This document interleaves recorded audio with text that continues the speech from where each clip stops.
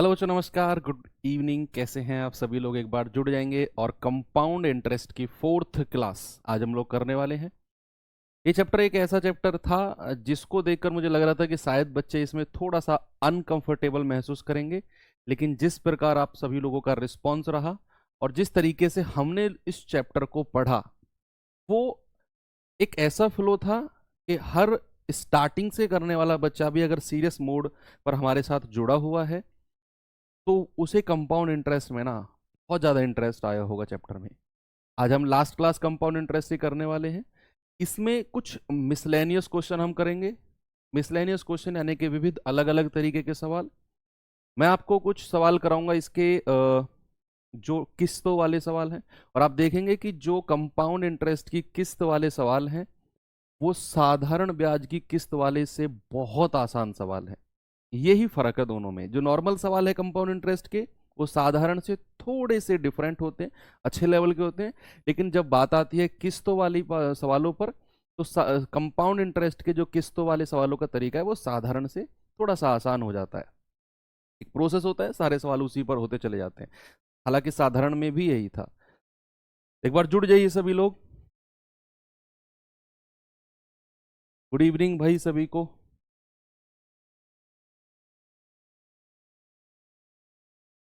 Okay, तो बढ़िया तैयारी चल रही होगी आई होप आप लोगों की। और सीजीएल वाले बच्चों के तो भाई स्टेटस आने भी शुरू हो चुके हैं। दो रीजन के शायद स्टेटस आए हैं, अभी बाकी रीजन्स के नहीं आए। वो एक आध दिन में सभी के स्टेटस आ जाएंगे। स्टेटस आया है, पहले एग्जाम सिटी कंफर्म होती है, एग्जाम डेट कंफर्म होती है, तो वो होता है स्टेटस। एडमिट कार्ड तो 4 या 3 दिन पहले 3 या 4 दिन पहले आता है आपके एग्जाम से। वो एडमिट कार्ड नहीं है, स्टेटस आता है। सीएचएसएल वालों का तो अभी दूर है। सिलेबस की मैं बात करूं तो आज हम लोगों का कंपाउंड इंटरेस्ट खत्म हो जाएगा। कल से हम लोग शुरू करेंगे अपना चैप्टर जो है टाइम स्पीड डिस्टेंस, समय चाल और दूरी।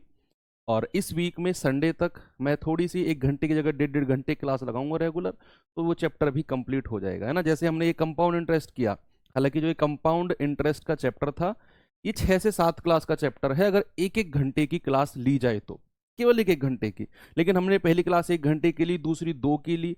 कल हमारी 1.5 पौने 2 घंटे 1.5 घंटे की क्लास कल थी। आज भी हम लोग 1.5 घंटे या 1.5 घंटे से 10-5 मिनट ऊपर लेंगे क्लास, तो वो हमारा सारा चीजें ना कवर अप हो जाएगी। ऐसे ही जो कल से हमारा चैप्टर चलेगा टाइम स्पीड डिस्टेंस, तो इस वीक थोड़ा सा आपको परेशानी बस थोड़ी सी होगी कि 1 घंटे की क्लास की जगह हो सकता है हम रेगुलर क्लास 1.5 घंटे करें, क्योंकि इस वीक में हमें टाइम स्पीड डिस्टेंस खत्म करके फिर मुझे 2 क्लास आपकी चाहिएंगी। सिंप्लीफिकेशन का जो चैप्टर है वो आपका सिलेबस कंप्लीट हो जाएगा। 3 तारीख तक मैं आपका सिलेबस सारा कंप्लीट कर दूंगा, 3 या 4 तक, है ना। वो 2-3 दिन क्यों बढ़ा वो मैं आपको बता चुका हूँ। पर आपके जैसे धीरज कैसे प्राप्त करें हो जाएगा, डोंट वरी। देखो भाई, सवाल पहले कुछ मिसलेनियस सवाल कर लेते हैं, है ना, कुछ विविध सवाल कर लेते हैं। और अगर आप लोगों ने तीनों क्लास बहुत अच्छे से करी है तो बहुत मज़ा आपको आया होगा क्लास करने में और सवालों को लगाने में भी। अच्छा ठीक है देखो सवाल क्या है। ए बी से 2 वर्ष के लिए 20% साधारण ब्याज की दर से 3600 रुपए की राशि उधार लेता है। बड़े बड़े सवाल जितने भी हो सकते हैं ना वो सारे आज हम करने वाले हैं। क्या है सवाल? ए बी से 2 वर्षों के लिए 20% साधारण ब्याज की दर से 3600 रुपए की राशि उधार लेता है। ए ने बी से 3600 रुपए लिए 20% पर 2 साल के लिए। भाई साहब, बी बड़ा जुल्मी आदमी है। जुल्मी कैसे है? 20% के रेट पर कोई पैसा देता है क्या यार? 20% के रेट पर हद हो गई। मतलब यार आप 5% ले लो, 3% ले लो, जो खुला रेट चल रहा है गांव में हमारे में, शहरों में चलता है 3% 5%। ये कोई तरीका है यार 20%? लेकिन उसने वार्षिक लिया है तो अलग होता है केस। ए ने बी से 2 वर्षों के लिए 20% साधारण ब्याज पर लिया है और 3600 रुपये लिया है। यानी कि ए को जो है वो 20% से 2 साल का ब्याज देना है बी को। अब ए कम चतुर नहीं है। ए ने क्या किया? ए ने उसका 75% सी को 20% चक्रवृद्धि पर दे दिया। अब बताओ चतुर कौन हुआ, ए या बी? ए गया बी के पास के भाई साहब 3600 रुपये चाहिए 2 साल के लिए। बी ने कहा चल भाई तू मेरा दोस्त है तो साधारण ब्याज पर ले जा। साधारण ब्याज यानी कि जो केवल मूलधन पर लगेगा 2 साल के लिए। ए ऐसे बेचारों वाली शिकल बनाकर 3600 रुपये ले आया। अब ले आया तो घर आके ए ने कहा वाह मैंने तो बेवकूफ बना दिया बी का। उसने क्या किया, उसने उस पैसे में से 75% अलग किया और वो सी को 20% पर 2 साल के लिए कंपाउंड पर दे दिया, चक्रवृद्धि पर दे दिया। अब दे दिया जी, तो ए शेष राशि का उपयोग अपने निजी उद्देश्य के लिए कर लेता है। जो बचा 25% है वो अपने खर्चे में ले लेता है। अब बताओ इस ओवरऑल में ए को कितना लॉस हुआ होगा, कितना लॉस ए को हुआ होगा। देखते हैं। सबसे पहले सवाल समझ लिया हमने भाई, ए ने बी से कितना रुपया लिया है 3600। सबसे पहले ये बताओ कि ए जो है वो बी को कितना ब्याज देगा। ए बी को कितना ब्याज देगा भैया, ए बी को कितना ब्याज देगा, ए बी को कितना ब्याज देना चाहिए भैया 20% साधारण ब्याज पर लिया है 2 साल के लिए, तो सर 40% ब्याज देना चाहिए बी को। 20% के हिसाब से 40%, तो इसका जरा 40% बताना। 3600 का अगर मैं 40% कहूं तो ये आ जाएगा 1440 रुपया। यानी कि कायदे अनुसार अगर हम देखें तो ए जो है बी को 1440 ब्याज का देगा। ब्याज का ये ब्याज है, ये ब्याज है। अब ए अपने घर आ गया, ये तो केस खत्म हो गया वहीं का वहीं जब ए बी के पास था। ये वहां का केस था जब ए बी के पास था, 1440 का ब्याज तय करके आ गया। अब ये अपने घर आ गया और भैया इसका 75% भाग, जरा 3600 का 75% निकालना। 25 थी 75, 25 चौके 100, 4 नाम 36, 9 तिया 27, यानी कि ए ने 2700 रुपया, कितना बच्चे 2700 रुपया किसको दिया है, सी को, और 20% रेट पर 4 वर्षों के लिए दिया है। 4 वर्षों के लिए दिया है तो भैया इस पे ब्याज कितना मिल जाएगा, 44% मिलेगा ना बच्चे। 2 साल का कंपाउंड इंटरेस्ट कितना होगा, 44%। कितना होगा, 44% मिलेगा ए को। कितने रुपए पर, 2700 पर। जरा निकालना, 44/100 और 2700। 27 चौके 108, 27 चौके 108 और 10 118, यानी कि 1188 रुपए वो सी से लेगा। 1188 रुपए तो वो सी से लेगा, लेकिन उसे ब्याज कितना देना है, 1440 रुपया। आपसे पूछा है ए को नुकसान कितना हो गया। भाई बेशक उसने 75% राशि ही आगे ब्याज पर दी है, लेकिन ए ने जब सी को दिया, ये दूसरा वाला जो केस है ना, ये ए ने सी को दिया वाला केस है। ए ने सी को, तो वहां से पैसा आया 1188, लेकिन जब ए ऊपर तय करके आया तो 1440 ब्याज का देना था, तो ए को कितना नुकसान हो गया। इसमें से उठाकर ये आप माइनस करोगे या नहीं, ऐसा करोगे आप, ऐसा करो। ए को देना कितना है बच्चे, ए को देना कितना है भाई, 3600 रुपए है, 3600 रुपए है, और 1440 वो ब्याज तय करके आया है। जरा जोड़िए, 0 4 6 और 4 10, 3 और 1 4 और 1 5, यानी कि 5040 ए ने जो है वो बी को देने हैं, और ए ने उससे ब्याज कितना लिया है, 1188। कितना लिया है बच्चे, 1188। तो 2700 और 1188 जरा जोड़ना कितना आएगा, 8 8 7 और 1 8, 2 और 1 3, ये आ गया 3840। और इसमें से 3888, सॉरी, इसमें से ये घटाना जरा, ये आएगा आपका 10 में से 8 गए 2, और 3 13 में से 8 गए 5, और यहां कितना आएगा आपका 9 में से 8 गया 1, और 4 में से 3 गया 1152 का नुकसान हो जाएगा एक को, 1152 का। अब मैं इसको फिर से समझाता हूं आपको, देखना। सवाल में कुछ नहीं था, बस थोड़ी सी कैलकुलेशन कराई थी, क्योंकि इसमें साधारण ब्याज और चक्रवृद्धि ब्याज सब कुछ उसने इंक्लूड कर लिया। उसने कहा ए ने बी से 3600 रुपए लिए, 3600 लिए, और 20% के ब्याज पर 2 साल के लिए लिए। अब उसने क्या किया कि भैया 1440 ब्याज बन गया। कितना ब्याज बन गया, 1440 रुपया, 40% ब्याज है, साधारण ब्याज है। तो ए ने जो देना है वो 5040 रुपया देना है बी को। अब ए उन 3600 रुपए को घर लेकर आ गया, और ए ने क्या किया, ए ने कहा 25% तो मैं अपने खर्चे में ले लेता हूं और 75% सी को दे देता हूं ब्याज पर। ए चतुर बन गया। तो ए ने 25% अपने खर्चे में ले लिया, वो तो खर्च हो गया। अब ए को जो पटाना है रुपया, पटाना मतलब ए को जो चुकता करना है वापस, वो ये 75% रुपया, और जो पैसा सी से ब्याज के रूप में आएगा। तो ये 75% कितना है 2700, और सी के पास से ब्याज के रूप में कितना आया है 44%, क्योंकि चक्रवृद्धि था 1188। तो ए के पास टोटल पैसा कितना है, टोटल पैसा है ए के पास ये रहा 2700 और 1188, यानी कि 3888 रुपया है।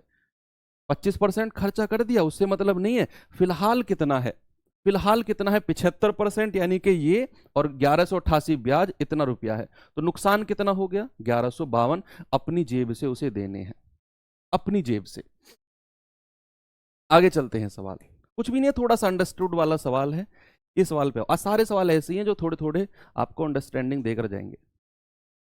हाँ, उसने जो 25% दिया ना, वो हजम हो गया, वो भाई वो उससे मतलब नहीं है। पता है, मैं बताऊंगा हो है क्या, ये वाला सवाल है क्या। बच्चे कहना सर 25% उसका क्या, मैं बताऊंगा उसका क्या है।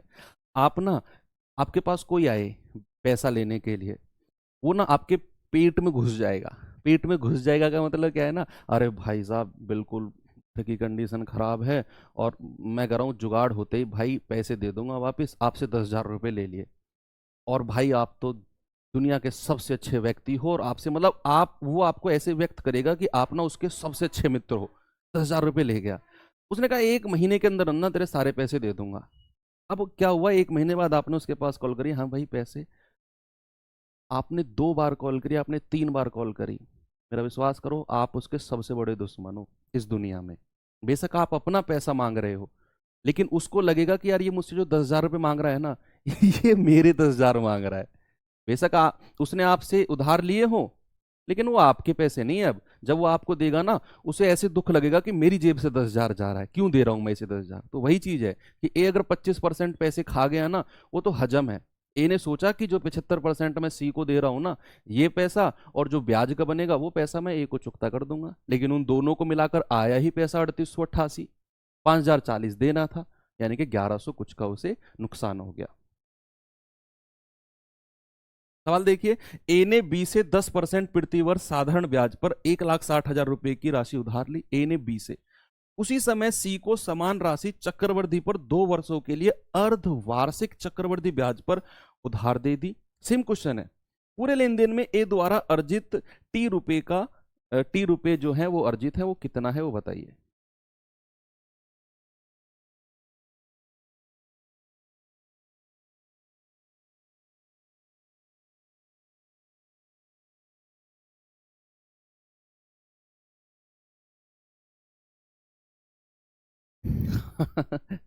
दिल की बात बता रहे हैं लोग बाग। अब देखो सवाल वही है भाई, ए ने बी से कितना पैसा लिया है 10%, 1,60,000, और कितने साल के लिए,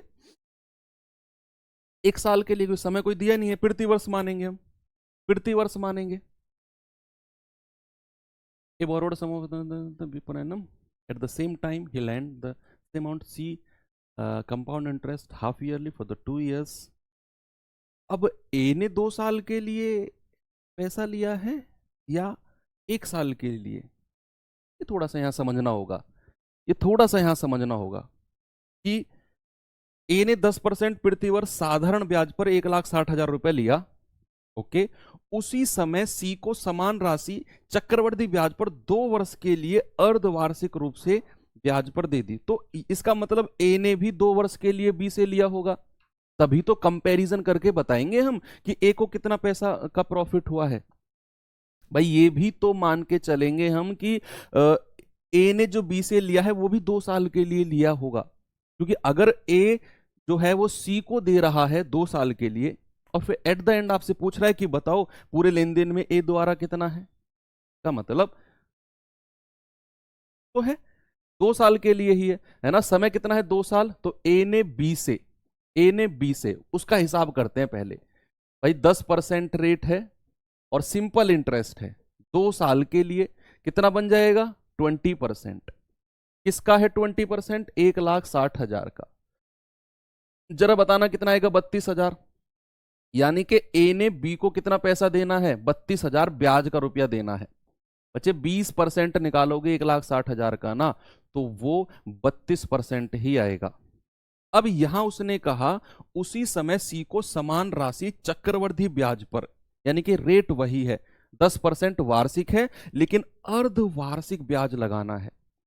जब ए सी को पैसे देगा ना, ए सी को पैसे देगा, तो भैया रेट तो हमारा 10% रहेगा, लेकिन हाफ ईयरली जब हम रेट की बात करेंगे, कितने की बच्चे, हाफ ईयरली रेट, तो वो आधा हो जाएगा। रेट भी कितना हो जाएगा, 5% हो जाएगा।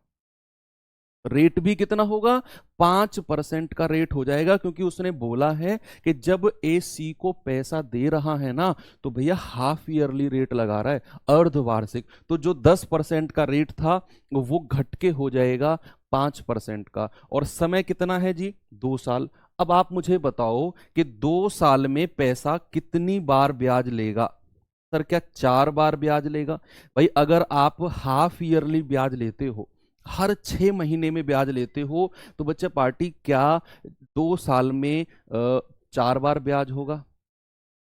क्या 2 साल में 4 बार ब्याज कैलकुलेट होगा? यस और नो? बिल्कुल। तो आप जानते हैं 5% अगर रेट है, तो 2 साल का 4 बार का ब्याज, सॉरी 5% से 4 बार का जो ब्याज होता है ना, टेबल उठा के देखो, 21.55% का ब्याज होगा। 21.55%। बच्चे आपको ये 32,000 रुपए निकालने की ना जरूरत भी नहीं है, आप परसेंट का ही डिफरेंस देख सकते हो, परसेंट का, क्योंकि उसने जितना पैसा लिया है बी से, उतना ही पैसा सी को दे दिया। पिछले सवाल अलग था, पिछले सवाल में वो 75% रुपया दे रहा था केवल, और 25% अपने खर्चे में यूज कर रहा था। यहां जितना पैसा उसने बी को लिया है ना, वो सारा का सारा पैसा समान राशि सी को दे दी। तो सी से ब्याज कितना मिला, 21.55%। और भैया यहां कितना था, केवल 20% ब्याज, तो ए को तो प्रॉफिट हो गया। प्रॉफिट हुआ कि नहीं, मैं फिर से बताता हूं, देखो समझो, हालांकि आपको समझ में आ गया, लेकिन मैं रिपीट करता हूं कि ए ने 10% के रेट पर 1,60,000 रुपया लिया 2 साल के लिए, साधारण ब्याज पर, तो कितना परसेंट ब्याज बना, 20%, जो बी को देना है, जो बी को देना है। अब ए ने वही पैसा सी को दे दिया 2 साल के लिए अर्धवार्षिक रेट पर। तो सबसे पहले हम अर्धवार्षिक दर निकालेंगे, 10 का आधा 5%, और 2 साल में कितनी बार ब्याज लगेगा, 4 बार, हर 6 महीने में ब्याज लगा रहे हो, तो भैया कितना ब्याज मिल जाएगा, 21.55%, 5% का 4 बार का। टेबल उठाकर देखो तो ए को फायदा कितना हो गया, भैया 20% तो देना है और 21.55% मिल रहा है, तो 21.55 माइनस 20, यानी कि 1.55% का फायदा हो गया। इतने का फायदा हो गया ए को, बस 1,60,000 का इतना परसेंट निकाल दो। ये तरीका ना बहुत बेस्ट तरीके हैं जो मैं आपको सिखा रहा हूं। इसका 1.55% अपॉन 100, पॉइंट हटेगा 2 जीरो, और 4 से 4 खत्म, 16 पंजे 80, 16 पंजे 80 और 8 88, और 16 कम 16 और 8 24, 2480 एग्जैक्ट आया, लेकिन हालांकि अप्रोक्सीमेट हमारा आंसर यही बैठेगा। फिर पता है क्यों, क्यों हमारा आंसर 1680 की बजाय ये क्यों होगा, क्योंकि बच्चे जो हमारा ये 21.55 होता है ना 5% का, ये एग्जैक्ट नहीं होता है, ये एग्जैक्ट नहीं होता है, आप निकाल के देख लो, ये हम अप्रोक्सीमेट मान के चलते हैं इतना परसेंट, इस वजह से ये 1 रुपया एक्स्ट्रा बना है। ये 21.55 से थोड़ा सा ज्यादा होगा, 0.00 समथिंग कुछ ज्यादा होगा, तो क्योंकि ये संख्या बहुत बड़ी थी 1,60,000, इस वजह से 1 रुपया एक्स्ट्रा बनाए, है ना। तो हालांकि आपका आंसर बिल्कुल सही होगा, ऑप्शन नंबर सी। आगे चलें, और टेबल वास्तव में बहुत इंपॉर्टेंट है, सही कह रहे हो आप। ये सवाल करिए, ये जल्दी से बताइए बच्चा, आंसर क्या होगा। एवरेज चैप्टर कब करवाएंगे आप शायद सीएचएसएल वाले बच्चे हैं। एवरेज चैप्टर अब क्या होगा ना, मैं आपको बताता हूँ। अब हमने जो कोर्स स्टार्ट किया था बच्चों, सीजीएल के हिसाब से किया था, ये सारे चैप्टर्स हम पढ़ चुके हैं। अब हमारा जो कोर्स चल रहा था उसका लास्ट चैप्टर होगा कल अर्थमेटिक का। हालांकि एक चैप्टर मुझे राहुल सर का भी पढ़ाना है, सिंप्लीफिकेशन, तो वो मैं 4 तारीख तक पढ़ा के उसके बाद में फिर सीजीएल वाले बच्चों का कोर्स कंप्लीट, ये लोग हट जाएंगे। फिर आप लोगों का रेशियो प्रोपोर्शन से स्टार्ट होगा, जो मैंने इन लोगों का शुरू किया था वही फिर रेशियो प्रोपोर्शन, आपका मिक्सचर एलिगेशन, पार्टनरशिप, आपका एवरेज, ये सारा चैप्टर फिर मैं वहीं तक करा दूंगा, परसेंटेज से जस्ट पहले तक वो पूरा रोटेशन पूरा हो जाएगा आपका। जल्दी से ये सवाल बताओ।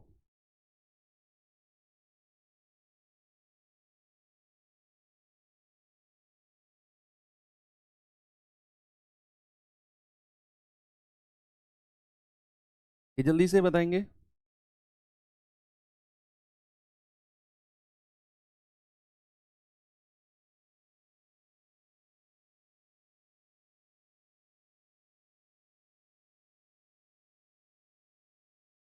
अनामिका ने 49 65 रुपए, बताइए।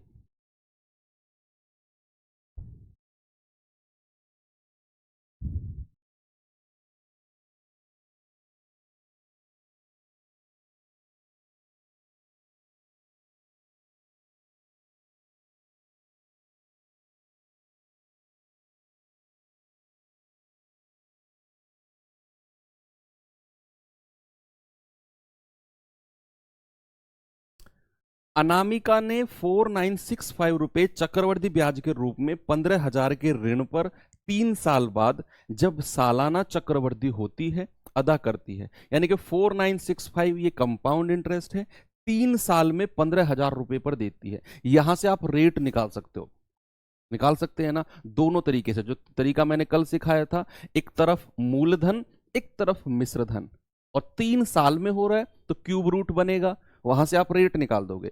और दूसरा तरीका बताया था कि भैया ब्याज मिल रहा है इतना, आप ना 3 साल का ओवरऑल परसेंट निकालेंगे तो बटे 15,000 गुणा 100, तो 3 साल का ना एक 30% ब्याज मिल जाएगा। वहां से हम एनुअल रेट बता सकते हैं आराम से, हमने टेबल पढ़ा है, तो वहां से आपको एनुअल रेट मिल जाएगा। ठीक है।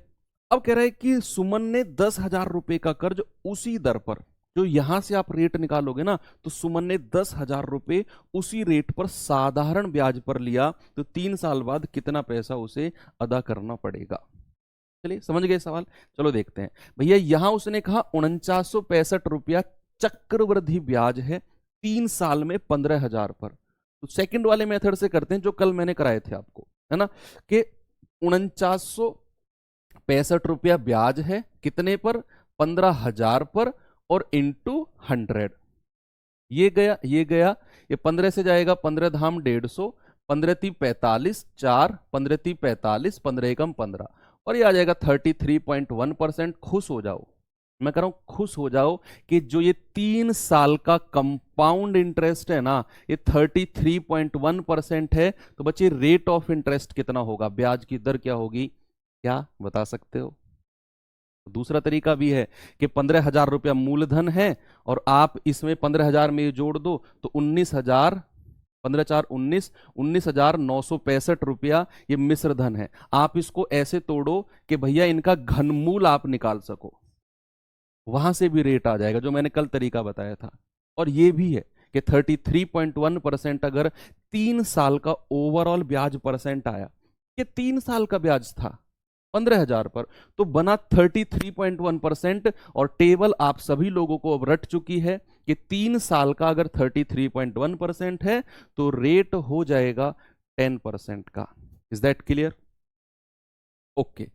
अब सवाल ने कहा रेट इतना है, अब यही रेट से सुमन ने 10,000 रुपया, यानी कि मूलधन कितना है, प्रिंसिपल कितना है जी 10,000 रुपया, और रेट कितना है 10%, समय कितना है, ये साधारण ब्याज पर दिया है, सिंपल इंटरेस्ट पर, समय कितना है 3 साल, तो भैया 1 साल का 10% तो 3 साल का 30%, कितना होगा 30%, और आप 10,000 का 30% निकाल दीजिए।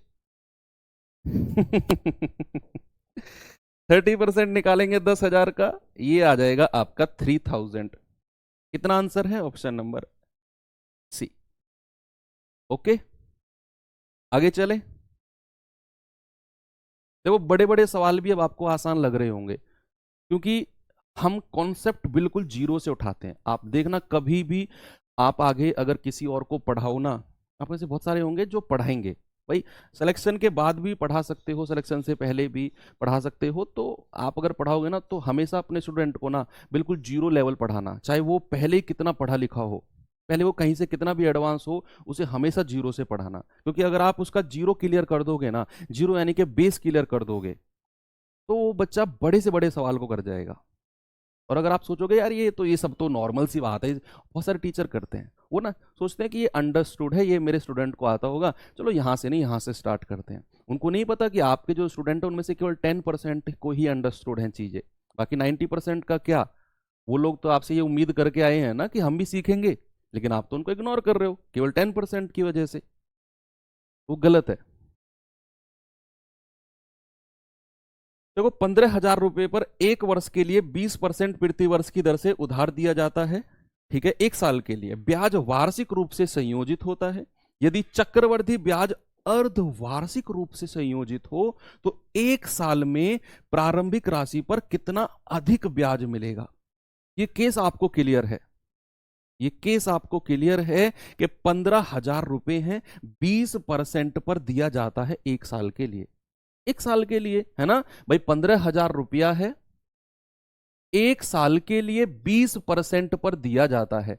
ये पहला केस है। सवाल कह रहा है कि अगर समय एक साल ही है लेकिन रेट हमारा हाफ ईयरली है, अर्धवार्षिक रेट है। देखो सवाल में उसने बोला है अर्धवार्षिक रेट है, तो हमारा रेट भी कितना हो जाएगा बच्चे, रेट भी हमारा हो जाएगा, रेट हो जाएगा हमारा कितना, 10%। रेट हो जाएगा 10%। यस। और एक साल में कितनी बार ब्याज लगेगा। अगर आप अर्धवार्षिक ब्याज लगा रहे हो तो एक साल में 2 बार ब्याज लगेगा। तो बच्चे अगर मैं 2 साल का कंपाउंड इंटरेस्ट आपसे पूछूं, रेट 10% है, 2 बार का कंपाउंड इंटरेस्ट कितना होता है सर, 21%। कितना होता है बच्चे, 21% होता है। तो सेकंड केस में आपको मिल गया 21%। अब सवाल कहता है कि भैया अंत में उसी प्रारंभिक राशि पर कितना अधिक ब्याज मिला। तो आप परसेंट में कह सकते हो कि सर परसेंट में तो 1% अधिक मिला है। यस। और आपने कुछ नहीं करना भैया, 15,000 का 1% निकाल देना है, ये होता है 150 रुपया। Option number C. 1% निकालना तो सिखाया मैंने आपको, 2 संख्या पहले पॉइंट को लगा दो, 150 आ गया। या आप गुणा 1/100 कर लो, 0 से 0 कट जाएंगी 2 से, है ना। बिल्कुल क्लियर है। देखो ये आपको ना आसान लगा होगा, ये सच में आपको आसान लगा होगा, और मैं आपसे दावे के साथ कह सकता हूं ये सवाल आसान नहीं था। जी हाँ, ये सवाल आसान नहीं था, लेकिन आपको लगा है, इसका मतलब अब आप समझ जाओ कि आपकी प्रैक्टिस बहुत अच्छी है, आपके कॉन्सेप्ट बिल्कुल राइट वे में है। ये सवाल करिए कि कोई राशि 10% प्रति वर्ष ब्याज की दर पर निवेश की जाती है, जिसे अर्धवार्षिक रूप से 18 महीने के लिए चक्रवृद्धि किया गया था। यदि परिपक्वता पर देय राशि इतनी है तो बताइए निवेश की गई राशि कितनी थी। ये मिश्र धन आपको दिया हुआ है। देखो उसने कहा कोई राशि 10% रेट है और अर्धवार्षिक पर लगाया है, 18 महीने में इतना मिश्र धन बनाती है। सिस्टम को सेट करेंगे कि रेट हमारा 10% अगर वार्षिक है बच्चे, तो अर्धवार्षिक हाफ ईयरली, HY का मतलब होता है half yearly rate. Half yearly rate कितना हो जाएगा, इसका आधा, यानी कि 5% हो जाएगा। Is that clear. पहला केस क्लियर है।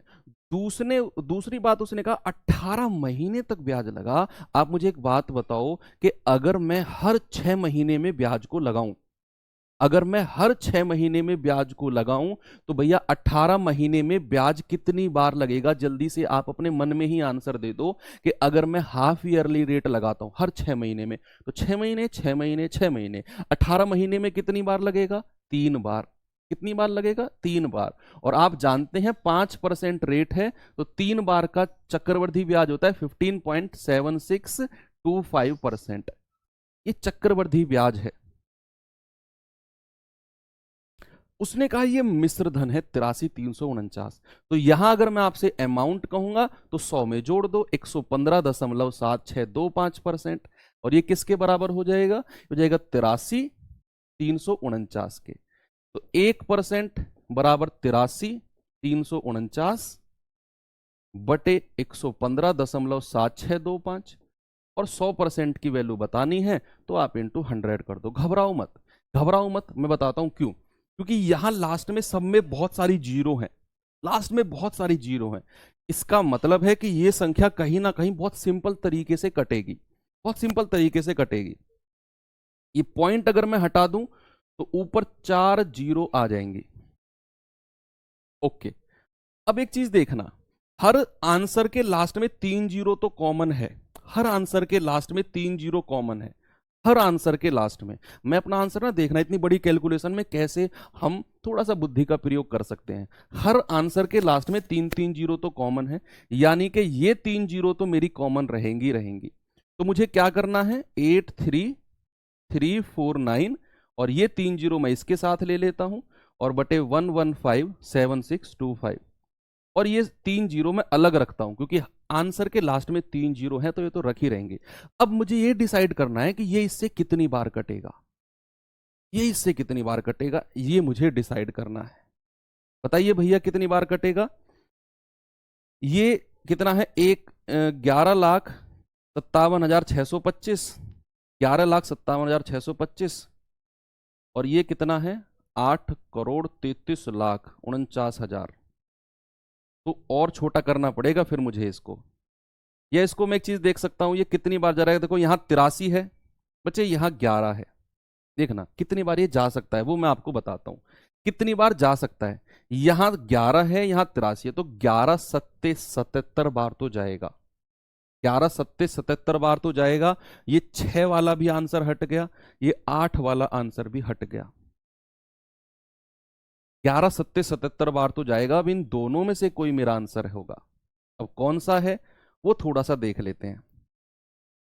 11 सत्ते 77 और अगर मैं इसकी 11 7 में गुणा करूं तो 7 पंजे 35, 7 पंजे 35 और 7 दूनी 14, 3 17, 7 छिंग 42 और 1 43, 4 7 से 49 53, 5 7 पंजे 35, 5 40, 4 7 एकम 7 4 11, 7 एकम 7 और 1 8। ये आ गया आपका कितना आ गया, 8,10,03,375। और इसमें से अगर मैं इसे घटा दूं तो ये आ जाएगा आपका 22 लाख के आसपास आएगा। तो आपका आंसर फिर ये जाना चाहिए, 5 बार नहीं जाएगा। जो दूसरे वाला टर्म है वो 5 बार नहीं जाएगा। 5 बार जाने का पता है क्या मतलब है, 5 बार जाने का मतलब है कि 11,57,625 यानी कि 55-56 लाख का डिफरेंस हो। इन दोनों का 55-56 लाख का डिफरेंस क्या दिख रहा है आपको कहीं, मुझे तो नहीं दिख रहा। तो फिर आपका आंसर यही होगा। आप ऐसा भी कर सकते हो, ये तो हो गया मेरा आंसर पहला। आप ना ऐसा भी कर सकते हो कि आप ना इसको 5 से या 100 25 से किसी से भी काट के ना छोटा बना सकते हो। छोटा आप बना सकते हो तो हो सकता है उसका उससे आपका आंसर और भी छोटा हो जाए। यहां तो आपका आंसर 72,000 होगा। ठीक है। और तीसरा तरीका आप क्या कर सकते हो बच्चे, आप ना इसको अप्रोक्सीमेट मान सकते हो। अप्रोक्सीमेट कैसे मानेंगे, देखो अब थोड़ा सा मैं अप्रोक्सीमेशन की हेल्प ले लूं, ले सकता हूं अप्रोक्सीमेशन की हेल्प। ठीक है, अप्रोक्सीमेशन की थोड़ी सी हेल्प लेते हैं। ये सब मैं यहां से हटा रहा हूं। मैं करूंगा क्या, मैं 115.7625 है ना बच्चे, मैं इसको मान लेता हूं 115.75, इतना परसेंट मान लेता हूं। मान लिया मैंने, अप्रोक्सीमेट मान लिया कि 115.7625 है ना, इसको मैंने 115.75 मान लिया। और मेरा जो आंसर आएगा वो कम आएगा, वो मेरा आंसर कम आएगा, उससे ज्यादा मेरा आंसर होगा, ये श्योर है, उससे ज्यादा मेरा आंसर होगा। अब अगर मैं यहां से 100% की वैल्यू निकालूं तो ये आएगी 83349 अपॉन 115.75 और इंटू 100। पॉइंट हटेगा 2 जीरो, तो भाई 25 से जाएगा आपका 25 चौके 100 15, 25 छिक्के 150, 7 25 तिया 75, 25 चौके 100 00। फिर ये आप इससे डिवाइड कर सकते हो इसको, क्योंकि फिर यहां भी आपको थोड़ी सी मेहनत करनी पड़ेगी, यहां भी आपको थोड़ी सी मेहनत करनी पड़ेगी। अप्रोक्सीमेशन में भी फिर आपको यहां एक और अप्रोक्सीमेशन मानना पड़ेगा। तो बेहतर है कि फिर आप वही मान के चलो जो आपको दिया था पहले, है ना। फिर उसमें आप 5 की छोटी मोटी कर सकते हो कैलकुलेशन। ये रहा, है ना। फिर आप यहीं से 5 से काट के कर सकते हो, क्योंकि यहाँ फिर आपको उतनी लंबी कैलकुलेशन जानी पड़ेगी, आ जाएगा वहां से भी, लेकिन आप फिर यहाँ 5 से ही करके देख लेना, आपका बेहतर आ जाएगा। सम ऑफ डिजिट अगर आप जानते हैं, डिजिटल सम वाला कॉन्सेप्ट आप जानते हैं, तो फिर आपको शायद इतना भी करना ना पड़े। डिजिटल सम का कॉन्सेप्ट अगर आप जानते हैं तो। चलिए ये सवाल आ जाते हैं नेक्स्ट।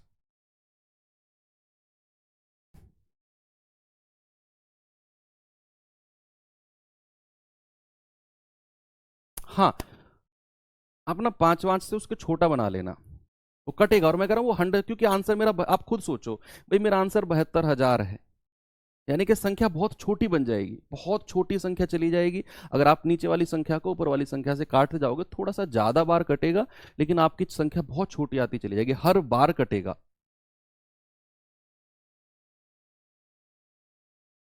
115 ऐसे आया बच्चे, क्योंकि मैंने अमाउंट निकाला है। 15.7625% तो ब्याज था, उसने अमाउंट दिया हुआ था, तो अमाउंट के लिए हमेशा 100% में ब्याज को जोड़ते हैं। भैया क्लास रिकॉर्ड है? हाँ भाई, ये क्लास रिकॉर्डेड क्लास है, मैंने कल रिकॉर्ड क्लास की थी, तो आज मैं ये लाइव हो रही है क्लास, है ना। सालू जी कह रही हैं भैया क्लास रिकॉर्डेड, हाँ जी रिकॉर्डेड है। क्या है, एक धनराशि पर जब 2 वर्ष के लिए 10 मिनट बढ़वा लिया आपने, जो मैं सोच के आया था उस टाइम से 10 मिनट ज्यादा, 1 घंटे से 10 मिनट ज्यादा नहीं, जो मैं सोच कर आया था उससे 10 मिनट ज्यादा। एक धनराशि पर जब 2 वर्ष के लिए निवेश किया जाता है, तो चक्रवृद्धि ब्याज और साधारण ब्याज क्रम से 300 और 250 है। साधारण और चक्रवृद्धि ब्याज दोनों के लिए प्रति वर्ष ब्याज की दर समान है, ओके। और चक्रवृद्धि ब्याज के लिए ब्याज वार्षिक रूप से संयोजित होता है, तो वार्षिक ब्याज की दर बताओ क्या होगी, बताएंगे?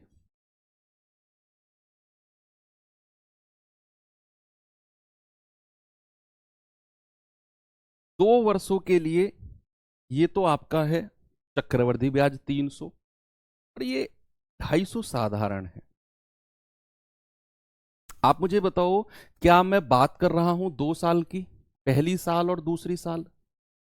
क्या आप जानते हैं कि साधारण ब्याज हर साल बराबर बराबर होता है? साधारण ब्याज तो हर साल बराबर बराबर होता है, ये सर नो। तो 300 चक्रवृद्धि ब्याज है, ये हटाओ, लेकिन 250 अगर साधारण ब्याज है, और मैं बात कर रहा हूं 2 साल की, तो क्या मैं ये कह सकता हूं 125 पहली साल का ब्याज होगा और 125 दूसरी साल का ब्याज होगा? भाई तभी तो 2 साल का साधारण 250 बना। बात है कि नहीं दम बात में, कि 2 साल का साधारण अगर 250 है, तो 1 साल का 125 रहा होगा, दूसरे साल का भी 125 रहा होगा, तभी तो 2 साल का 250 बना। और चक्रवृद्धि कितना है? 300। चक्रवृद्धि कितना है? 300। यानी कि साधारण 250 तो है, तो जो 50 रुपया एक्स्ट्रा है, 300 का क्या मतलब होता है कि साधारण ब्याज तो है ही है, एक्स्ट्रा कितना है?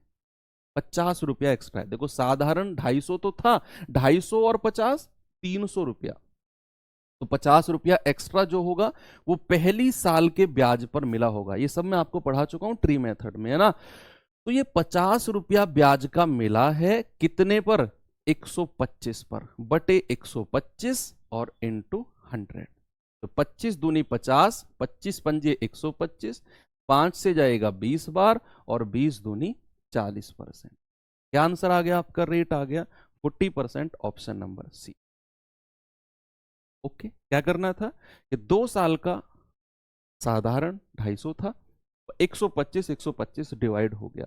फिर आपने क्या करना था, ये क्या है भाई, फिर आपको दिया हुआ था चक्रवृद्धि 2 साल का 300।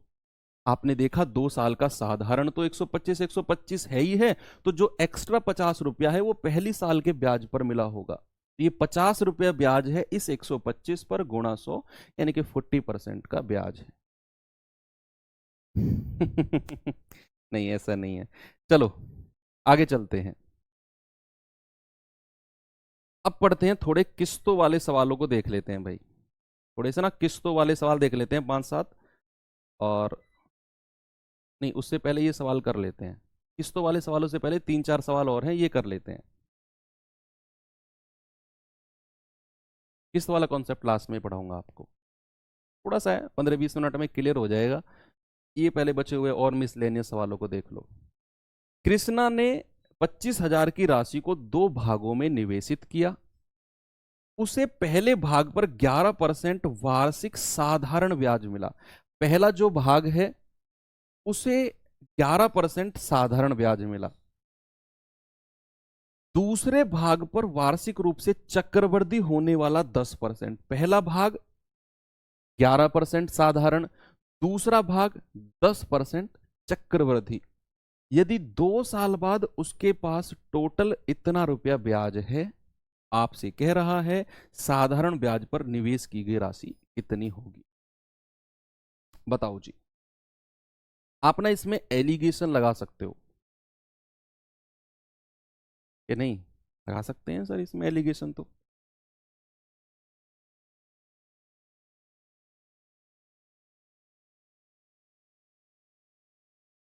आप ऐसा भी कर सकते हो, आप खुद देखो भाई, बात 2 साल की है। मान लो ये धनराशि ए है, ये धनराशि बी है।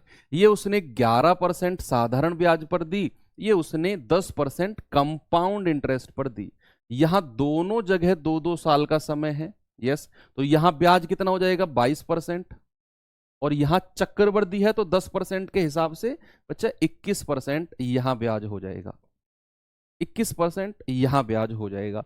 अब आपको दिया हुआ है कि दोनों साल का मिलाकर ब्याज है इतना। धनराशि दोनों अलग अलग है, धनराशि दोनों अलग अलग हैं।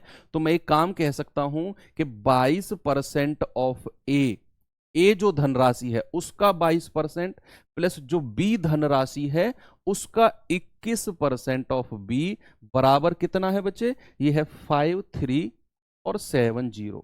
ये टोटल ब्याज मिलाकर है इतना। टोटल ब्याज, क्योंकि 11% तो सिंपल था, 2 साल के लिए तो 22% हो गया, और 10% चक्रवृद्धि है 2 साल के लिए, तो क्या ये 21% हो जाएगा? तो पहली धनराशि पर 22% ब्याज, दूसरी धनराशि पर 21% ब्याज, दोनों को जोड़ा तो कुल ब्याज है इतना। मैंने इसके बराबर कर दिया।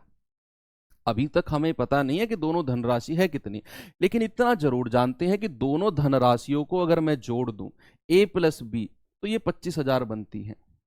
आपको ये दोनों समीकरण सॉल्व करने हैं। दोनों आपसे पूछा क्या है? आपसे पूछा साधारण ब्याज पर निवेशित राशि। देखना, साधारण ब्याज पर निवेशित राशि तो ये है, यानी कि आपको ए का मान चाहिए। और अगर मुझे ए का मान चाहिए ना, तो फिर मैं क्या करूंगा? मैं बी को एलिमिनेट करूंगा। अब बी के साथ तो 21% है, तो मैं क्या करूंगा? पूरे समीकरण को, नीचे वाले को 21% से गुणा कर दूंगा। मैं क्यों कर रहा हूं? क्योंकि मुझे बी को एलिमिनेट करना है। तो ये हो जाएगा 21% of A plus 21% of B बराबर 25,000 का 21% निकालिए जरा। 25,000 का 21% निकालिए, ये आ जाएगा इतना 0, 21 पंजे 105 और 21 दूनी 42 और 10 52। अब आप क्या कर सकते हैं? अब आपके पास ये समीकरण आ गया। सर 21% की गुणा क्यों की? क्योंकि ऊपर वाले समीकरण में b के साथ 21% था, तो मुझे नीचे भी 21% बनाना था ताकि ये कट जाए। अब आप क्या करो? ऊपर वाले में से नीचे वाला माइनस करेंगे। तो देखो, जब आप माइनस करोगे 21% बी से 21% बी कट गया, जो मैं चाहता भी था। 22% ए में से 21% ए गया, तो 1% ऑफ ए बचा। और ये इसमें से ये घटाओगे 0, 7 में से 5 गया 2, 3 में से 2 गया 1। तो भैया ए कितना आ जाएगा? बटे 100 है, उधर जाके कितना बना देगा? 12,000। 1/100 है ना, 100 उधर जाके 12,000 बना देगा, और यही आपका आंसर होगा। यही आपका आंसर हो जाएगा। बिल्कुल सही जवाब। जी हाँ, ये मेंस पर्पस के सवाल हैं जो आज मैं करा रहा हूँ। ये सारी, किसी भी चैप्टर की लास्ट क्लास जो होती है वो सारी कंप्लीट डिपेंड होती है मेंस पर्पस के सवालों पर। आज की क्लास कंप्लीट मेंस पर्पस के लिए, प्री के लिए एक आध सवाल आपको मिल सकता है। तो ए कितना आ गया बच्चा? 12,000। तो ये आप एलिगेशन से भी कर सकते थे, एलिगेशन भी इसमें लगा सकते हो आप। कैसे? देखिए, ये मैं सब रफ कर रहा हूं। एलिगेशन इसमें कैसे लगा सकते हैं हम? भाई 2 साल का हमारे पास साधारण कितना है? 22%। 2 साल का चक्रवृद्धि कितना है? 21%। और 2 साल में ओवरऑल ब्याज कितना मिला है? 5370। तो आप ना ओवरऑल परसेंट निकाल लो, आप 2 साल का ओवरऑल परसेंट निकाल लो। तो क्या आप मुझे बता सकते हैं कि 5370 बटे 25,000 और इंटू 100, 3 जीरो से 3 जीरो खत्म, ये आ जाएगा आपका 537 और बटे 25। तो आप यहां से इसका रेशियो बना लो और फिर उसे 25,000 में डिवाइड कर देना। ओके, ये आप कर लेना। अब कुछ नहीं करना, 25 की तीनों मल्टीप्लाई करके रेशियो बनाकर उसे 25,000 में डिवाइड करना है आपने। ये सवाल करिए, नेक्स्ट देता हूं मैं आपको। कुछ सवाल होमवर्क के लिए भी अपने आप भी करने की कोशिश किया करोगे कि नहीं करोगे? 10 में 2 की गुणा करेंगे तो 20 आएगा। इस बच्चे का आंसर तो मैं दूंगा भाई। एक बच्चा कह रहा है सर वो इस वाले 10 में 2 की गुणा करेंगे तो 20 आएगा, इसका आंसर तो मैं दूंगा, लेकिन इस बच्चे की वजह से 10 मिनट और बढ़ गए हैं। बच्चे आपका आंसर है, ये क्या लिखा हुआ है? CI, compound interest. क्या कंपाउंड इंटरेस्ट अगर 1 साल का 10% है तो 2 साल का 20% होता है? A+B+A गुणा B बटे 100 कहाँ गया?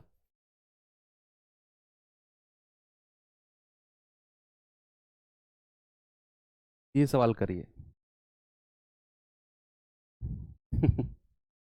बताओ भाई, राहुल ने 2 योजना ए और बी में चक्रवृद्धि ब्याज पर बराबर राशियों का निवेश किया, बराबर राशियों का। योजना ए में ब्याज की दर 10% थी, योजना बी में ब्याज की दर 12% थी। योजना ए में निवेशित राशि जो है वो 2 साल बाद चक्रवृद्धि ब्याज इतना बनता है योजना ए का।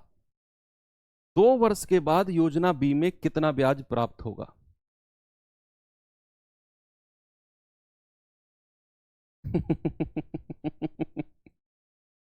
कोई बात नहीं है, चलो।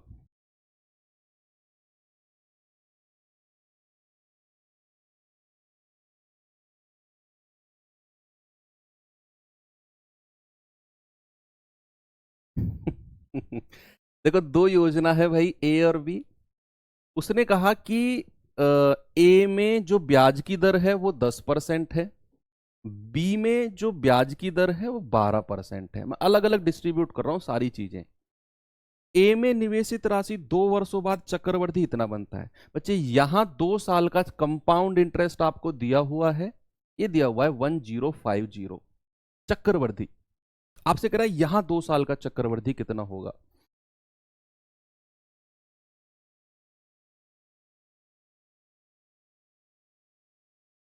अच्छा, तो यहां 2 साल का कंपाउंड इंटरेस्ट परसेंट में कितना होता है भाई? A+B+A गुणा B बटे 100 कितना होता है बच्चे? ये होता है 25.44%।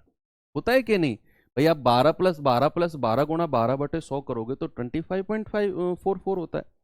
अब आपको आप जानते हैं कि रेट अगर 10% है तो 2 साल का कंपाउंड इंटरेस्ट कितना होता है? 21%। और 21% की वैल्यू कितनी है? ये दी हुई है आपको 1050। तो 1% कितना होगा? 50। 1% 50 है, इतना परसेंट आपने निकालना है। बस हो गया सवाल। देखो कितना आसान है, कितना बड़ा सवाल और कितना आसान सवाल है ना? आपने अलग अलग डिस्ट्रीब्यूट किया, ए 10%, बी 12%, जैसा उसने बोला। उसने कहा ए पर 2 साल का चक्रवृद्धि इतना है, तो बी पर बताओ कितना होगा 2 साल का। तो मैंने कहा बी अगर 12% है तो 2 साल का चक्रवृद्धि बनता है इतना, और ए अगर 10% है तो 2 साल का चक्रवृद्धि बनता है 21। 21% बराबर ये, तो 1% बराबर ये, तो 50 गुणा कितना कर देंगे? 25.44। ये पॉइंट हटेगा बटे 100, और 50 दूनी 100, 2 से जाएगा 1272। कितना आंसर आ गया? 1272। ये रहा आपका आंसर, ऑप्शन नंबर डी। मजा आया? आगे चले। चलिए, ये मेंस पर्पस के सवाल हैं, अब आप देख लो कितने अच्छे से आप इन्हें कर पा रहे हो।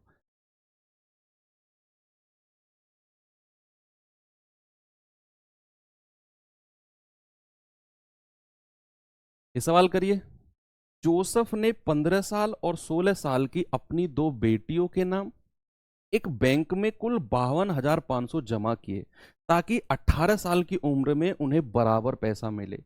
यदि बैंक सालाना 10% चक्रवृद्धि देता है तो जोसेफ ने छोटी बेटी के नाम पर कितना पैसा दिया था? ऐसा सवाल साधारण ब्याज में भी था। वो सवाल का तरीका अलग था, ये सवाल का तरीका अलग है। यहां ब्याज चक्रवृद्धि लगेगा, यहां ब्याज चक्रवृद्धि लगेगा, तो सोच समझ के करना। 15 साल और 16 साल अपनी दो बेटियां हैं भाई, जोसेफ की दो बेटियां हैं, जोसेफ की जोसेफ की दो बेटियां हैं, मैं मान लेता हूं ए और बी, है ना। तो भाई एक की उम्र है 15 वर्ष, और एक की बी की उम्र कितनी है, 16 वर्ष। ये उम्र दी हुई है, इनको समय मत मान लेना, ये उम्र है, ये 16 वर्ष। अब कह रहा है कि टोटल पैसा जोसेफ के पास कितना कितना है, 52,500, 52,500 रुपया है, जो दोनों बेटियों के नाम पर बैंक में जमा करना है। उसने कहा कि जब दोनों 18-18 साल की होंगी ना, तो दोनों को बराबर पैसा मिलेगा, यानी कि दोनों का मिश्र धन इक्वल होगा। ये सवाल साधारण ब्याज का है, लेकिन ये कंपाउंड दिया हुआ है। तो आप मुझे बताओ, जब ये 18 वर्ष की होगी, बच्चा जब ये 18 वर्ष की होगी, तो यहां इसे 3 साल का ब्याज मिलेगा, 15 से 18। और जब ये 18 वर्ष की होगी, तो क्या इसे 2 वर्ष का ब्याज मिलेगा? यस और नो। मैं आपको समझाने के लिए इतना सब कुछ लिख रहा हूं, लेकिन आप ऐसा सवाल करोगे ना, तो ये सब सजाने की जरूरत नहीं है आपको। अब सीधा आगे से स्टार्ट करोगे जहां से हम अब करने वाले हैं। मैंने कहा जोसेफ की दो बेटी, एक 15 साल एक 16 साल, ये दोनों जब 18-18 साल की होंगी, तो इसको 3 साल का ब्याज, इसको 2 साल का ब्याज। और दोनों केस में 10% चक्रवृद्धि है।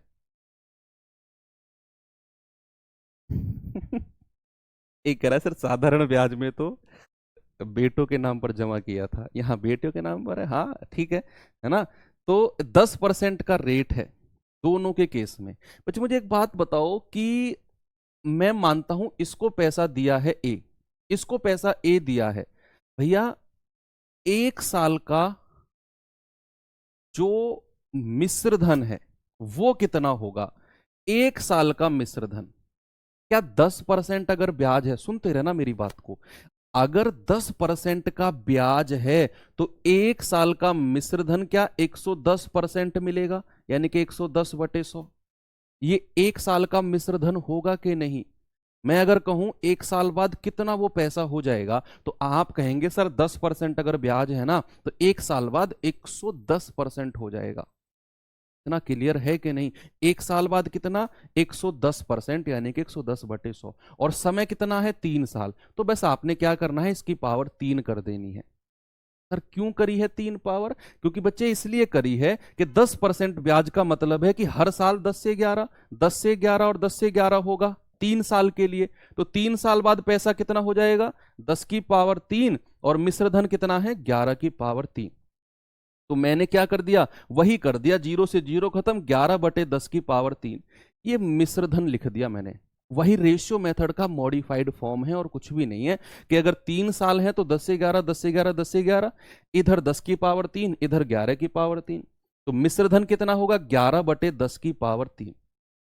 ये मिश्र धन है, क्योंकि 3 साल है। सेम आप इधर भी लिख दो कि अगर इसका पैसा 20 रुपया है, यहां 1 साल, यहां भी 10% रेट है, ये भी 11/10 1 साल का, लेकिन यहां साल है 2, तो इसकी पावर 2 लगा दो, इसकी पावर 2 लगा दो, है ना। क्योंकि ये 11/10 होगा, 10% का रेट है 1 साल का, और 2 साल का ब्याज मिलेगा, तो पावर 2। बस हो गया सवाल। हाँ आप ऐसा भी कर सकते हो बच्चे, एक बच्चा अगर सर ऐसा भी तो कर सकते हैं, 33.1%, उसको 133.33% आपको लिखना पड़ेगा, 133.3% लिखना पड़ेगा, क्योंकि मिश्र धन बराबर है, मिश्र धन बराबर है शिवा भाई, मिश्र धन बराबर है। आपको 133.3 लिखना पड़ेगा यहाँ, फिर यहाँ लिखना पड़ेगा आपको 121%। बात वहीं से भी सेम है। अब देखो, ये है 11/10 की पावर 3, ये है 11/10 की पावर 2, तो ये पावर कट गई, यहां बचा 11 × 11/10, एक पावर बचेगी, 2 पावर से 2 पावर कट गई, बराबर बी। तो 10 उधर चला गया। अगर मैं ए अनुपात बी आपसे पूछूं, तो आप कहेंगे 10/11। ए अनुपात बी, क्योंकि ये 10 उधर चला जाएगा, तो ए अनुपात बी कितना हो जाएगा, ए के सामने 10 और बी के सामने 11। ये इनके पैसे का अनुपात आ गया। ओके। हाँ, ऐसा भी कर सकते हो कि भाई मैं आपको बताऊं, एक बच्चा कह रहा है सर ऐसा भी कर सकते हैं क्या कि 3 साल है तो मैं अलग लिख रहा हूं, मैं अलग लिख रहा हूं बच्चे। ये बच्चा कह रहा है सर ऐसा भी लिख सकते हैं ना, a गुणा 133.1% बराबर b गुणा 121%। बिल्कुल कर सकते हो, कोई दिक्कत नहीं है, वहां से भी रेशियो आपका यही बनेगा। लेकिन ये तरीका मैंने क्यों बताया बच्चे, यहां तो वर्ष का डिफरेंस 3 साल 2 साल है। सपोज अगर ऐसा होता कि ये 5 साल होता, ये 4 साल होता, फिर आप क्या करते ना, फिर थोड़ा सा फंस जाते। लेकिन वो ठीक था, 3 साल 2 साल के लिए ठीक है वो। लेकिन ज्यादा वर्ष है तो देखो वर्ष सीधी सीधी कट गई ना, इस वजह से मैंने किया। तो यहां अब ये 10-11 रेशियो आ गया। आप कह सकते हो 11 और 10 21 यूनिट का मान कितना है, 52,500। 1 यूनिट का मान 21 दूनी 42, 21 पंजे 105। 1 यूनिट का मान इतना क्या कह रहा है, छोटी बेटी के नाम पर। छोटी बेटी कौन सी है, 15 साल वाली ए का मान कितना है, 25,000। भाई 2500 है 1 यूनिट का मान, तो 10 का मान कितना हो जाएगा, 25,000 रुपया। Option number C. ओके, ठीक है। चलिए, अब मैंने एक बच्चा कह रहा सर एक बार उससे और करा दो, ठीक है मैं उससे करा देता हूं। ये तरीका बेस्ट था, मैंने आपको समझाया। अब सवाल वो तरीका क्या है कि मान लो इसकी धनराशि ए है, 3 साल का ब्याज है 10% के हिसाब से, तो मिश्र धन कितना होगा। हमें जो है ना मिश्र धन बराबर करना है, क्योंकि दोनों को बराबर पैसा मिला है। मिश्र धन बराबर बी की धनराशि बी, अगर रेट 10% है तो 2 साल का 21%। भाई देखो परसेंट से परसेंट गया, ये पॉइंट हटेगा, इधर जीरो आ जाएगी। 11 से काटेंगे 121 बार, 11 से काटेंगे ये आ जाएगा 110 बार। तो 11 धाम 110 और 11 11 में 121। तो ए और बी का रेशियो कितना आ गया, ए के सामने 10 और बी के सामने 11। देखो आ गया ना वही रेशियो, वही आ गया। ओके, आगे चले।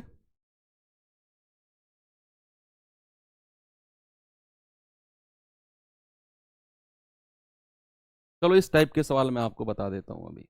2-3 सवाल है और फिर हम इन सवाल, इस टाइप के सवाल के बाद फिर करेंगे हम 15-20-25 मिनट की क्लास होगी आपकी, उसकी किस्तों वाली। ये वाला सवाल देखना।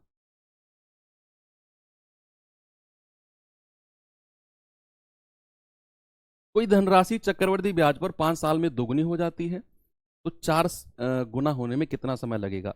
ये वाला सवाल भी साधारण ब्याज में था, लेकिन वो तरीका यहां नहीं लगेगा, वो तरीका बिल्कुल भी नहीं लगेगा। वहां साधारण ब्याज है, यहां चक्रवृद्धि है। तो कंफ्यूज मत होना, एग्जाम में सवाल आए देखना ये साधारण का ब्याज है या फिर चक्रवृद्धि का। सवाल है 5 वर्ष में दोगुनी हो जाती है, तो 4 गुना होने में कितना समय लगेगा।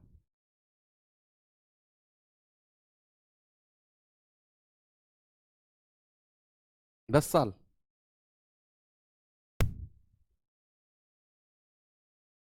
सही है, लेकिन तरीका अलग है। देखो तरीका मैं बताता हूं बच्चे, यहां उसने कहा कि 5 साल में दोगुना। देखो कोई पैसा अगर 5 साल में दोगुना हुआ है तो 1 से 2, 5 साल में, तो ये अगले 5 साल में, अगले 5 साल में फिर ये 2 का 4 हो जाएगा, ये 4 का डबल हो जाएगा 8 अगले 5 साल में, 8 का डबल 16 होगा अगले 5 साल में, 16 का डबल 32 होगा अगले 5 साल में, 32 का डबल 64 होगा अगले 5 साल में। तो ये कहानी ऐसे चलती रहेगी। जो पैसा प्रेजेंट में है ना उसका डबल होगा। मान लो आज आपके पास 1 रुपया है तो 5 साल में 2 रुपए हो गए, अगले 5 साल में 3 रुपया नहीं होंगे। आप सोचो कि यहां 1 रुपया ही तो बढ़ा है, अगले 5 साल में 1 रुपया बढ़ेगा, नहीं बच्चा, अगले 5 साल में जो 2 है ना उसका डबल होगा 4, जो 4 है उसका डबल होगा 8। अब आप यहां एक चीज नोटिस करो, एक चीज नोटिस करो, यहां 2 की पावर 1 थी, यहां 2 की पावर 2 है, यहां 2 की पावर 3 है, 8 2 की पावर 3 होता है, ये 2 की पावर 4, ये 2 की पावर 5, ये 2 की पावर 6। अब आपने एक चीज नोटिस करना, यहां तो पैसे की तो पावर बढ़ती जा रही है और वर्ष जुड़ते जा रहे हैं। बच्चे अगर मैं कहूं 5 साल में 2 की पावर 1 है, तो 2 की पावर 2 होने के लिए कितना समय लगा, 10 साल, 5 और 5 10 साल। और 2 की पावर 3 होने के लिए कितना समय लगा? 5 साल, 5 साल, 5 साल, 15 साल। मैं कहूं 2 की पावर 4 होने में, तो 5 5 10, 5 या 15, 5 चौके 20 साल। इसका मतलब है कि अगर मैं कहूं पैसा जो है, पैसा तो पावर में बढ़ता जाएगा, लेकिन समय यूनिट में जुड़ता जाएगा। कैसे? सवाल के माध्यम से देखते हैं। सवाल ने कहा कोई पैसा 5 वर्ष में दोगुना हो जाता है। बच्चे, दोगुने का क्या मतलब है? दोगुने का मतलब होता है 2 की पावर 1। और कितने वर्ष की बात कर रहे हैं? 5 साल में। कितने वर्ष की बात कर रहे हैं? 5 साल में 2 की पावर 1 हो जाता है। सवाल ने कहा 4 गुना होने में कितना समय लगेगा? तो दिया है 2 गुना 5 साल में, वो लिखा। कह रहे 4 गुना। 4 गुने को मैं लिख सकता हूं क्या? 4 गुना, 4 गुने को मैं लिख सकता हूं क्या? 2 की पावर 2। भाई 4 का मतलब 2 की पावर 2 होता है। और बस आपने कुछ नहीं करना, ये जो 5 है ना, एज इट इज लिख लेना है, और जो यहां पावर बन रही है इसकी गुणा आपने कर देनी है, और कुछ नहीं करना। क्योंकि आप मुझे बताओ, 2 की पावर 1 हुआ 5 साल में, 2 की पावर 2 जो होगा ना वो 5 + 5 साल में, 2 की पावर 3 हो जाएगा 5 + 5 + 5 साल में, 2 की पावर 4 होगा 5 + 5 + 5 + 5 साल में। यानी कि यहां तो पावर चढ़ती जा रही है पैसे की, और समय आपस में प्लस होता जा रहा है, प्लस होता जा रहा है। 2 की पावर 1 5 साल में, 2 की पावर 2 कितना? 10 साल में। तो आप कह सकते हो 10 ईयर आपका आंसर है। सपोज 2 की पावर 3 यानी कि आपसे कहता 8 गुना, तो 8 गुना यानी कि 2 की पावर 3। तो मैं क्या करता? उठाकर इस पावर को 5 से गुणा कर देता, तो 15 साल मेरा आंसर आ जाता, है ना? 10 साल में मेरा आंसर आ जाता, सॉरी 15 साल मेरा आंसर आ जाता, क्योंकि यहां 5 + 5 + 5 ऐड होगा। आगे चलते हैं। ठीक है, आपका आंसर कितना आ गया? 10 साल, बिल्कुल सही है। ये सवाल बताइए।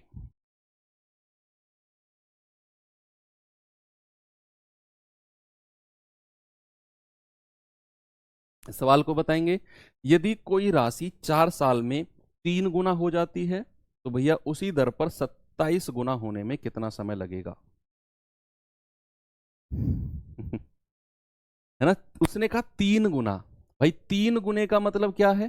3 की पावर 1। और कितने वर्ष में? 4 वर्ष में। उससे आपने उसने आपसे क्या पूछा है? 27 गुना। और 27 गुने को मैं लिख सकता हूं 3 की पावर 3। आपने क्या करना है? इस पावर को उठाकर सीधा 4 से गुणा कर देना है। 12 साल। That's it. क्यों भाई? 3 की पावर 1 हुआ 4 साल में, 3 की पावर 2 होगा 4 + 4 साल में, 3 की पावर 3 हो जाएगा 4 + 4 + 4 साल में, है ना? 12 साल में पैसा आपका 3 गुना हो गया। ओके। अब आपसे मैं एक सवाल पूछता हूं अलग से, क्या इसमें और वैरायटीज बन सकती हैं? देखते हैं वो। मैंने आपसे कहा कोई पैसा जो है वो 4 गुना हुआ है, 4 गुना हुआ है 6 साल में। 6 साल में 4 गुना, तो बताओ 8 गुना। 8 गुना कितने साल में होगा? कोई बता सकता है आंसर? 8 गुना कितने साल में होगा?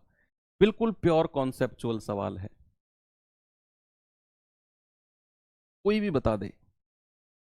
यहां पिछले जो 2 3 सवाल हमने किए, 2 गुना और 4 गुना, 2 की पावर बन रही थी, जो वो पूछ रहा था वो पावर में बन रहा था। जैसे 3 गुना 27 गुना, 3 की पावर 3 27। लेकिन यहां ऐसा नहीं है। 4 की पावर 1 6 साल में, तो फिर 8 जो है ये तो 4 की पावर में आता ही नहीं है। तो फिर क्या करें? ऐसा भी सवाल बन सकता है बिल्कुल, कि अगर 4 गुना 6 साल में है, तो 8 गुना बताओ कितने साल में होगा। क्या करेंगे आप? कॉन्सेप्ट से जाएंगे। कॉन्सेप्ट से कैसे? भाई 4 गुने को मैं क्या लिख सकता हूं? 2 की पावर 2। और 2 की पावर 2 कितने साल में हुआ है बच्चे? 6 साल में। और 6 साल को क्या मैं ऐसे लिख सकता हूं? 3 + 3। भाई 3 और 3 जुड़कर ही 6 साल बना होगा। यानी कि मैं अब वापस जा रहा हूं, मैं 2 से 2 के पास जा रहा हूं। मैं जानता हूं 4 गुने का मतलब होता है 2 और 2 हुआ 6 साल, मतलब 3 + 3। तो यहां से मैं कह सकता हूं क्या 2 हुआ होगा 3 साल में? 2 कितने साल में हुआ होगा? 3 साल में। और आपसे पूछा है 8 गुना। बच्चे क्या अब आप कर सकते हो? 8 गुना को क्या लिख सकते हैं? 2 की पावर 3। और यहां आपने क्या करना है? इस पावर को उठाकर इससे गुणा कर देना है, 9। आंसर आ गया।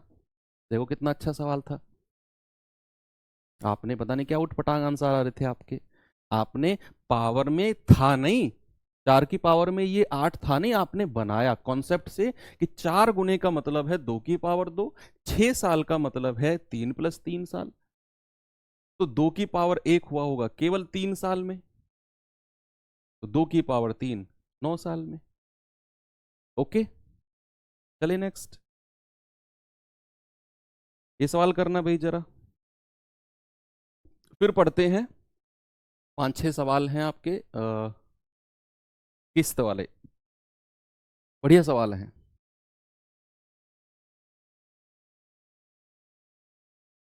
बताइए।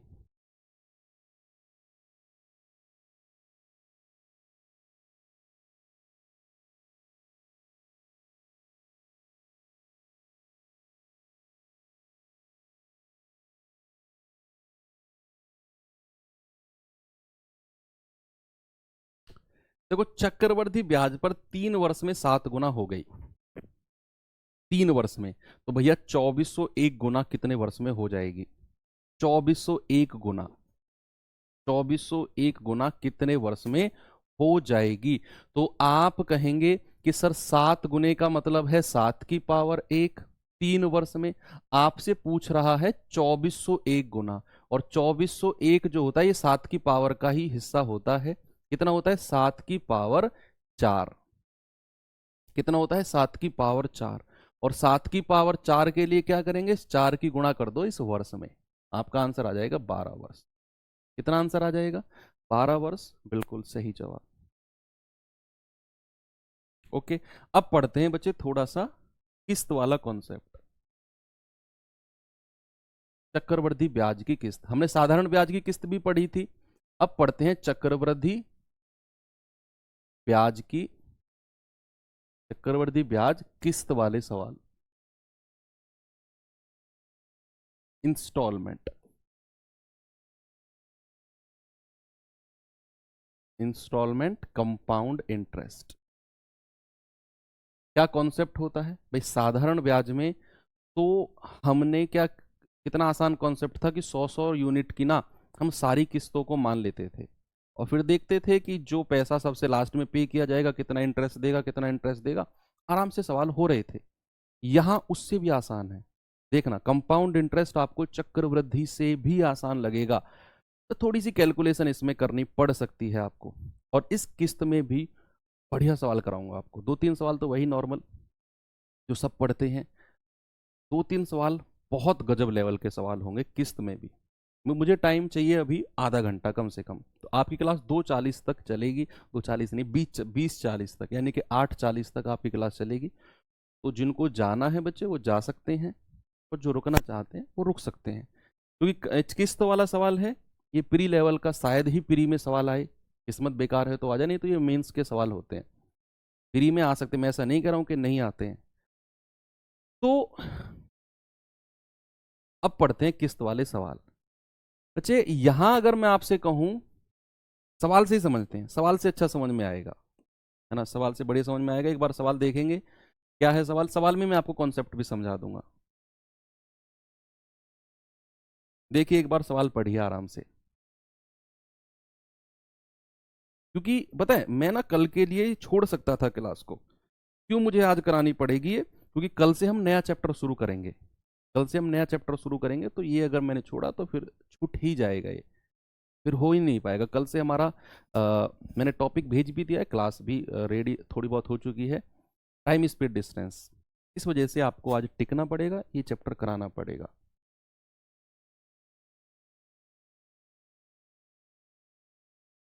7 की पावर 4 में 24 कैसे? 7 की पावर 4 कैलकुलेटर में करके देखो ना कितना होता है। 7 गुणा 7 गुणा 7 गुणा 7।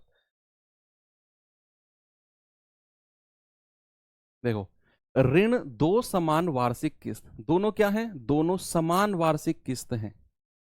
यदि ब्याज की दर 10% प्रति वर्ष है, जो वार्षिक रूप से संयोजित होता है, और प्रत्येक किस्त कितने रुपया की है भैया? 6897 की। तो बताओ लिया गया कुल ब्याज कितना है?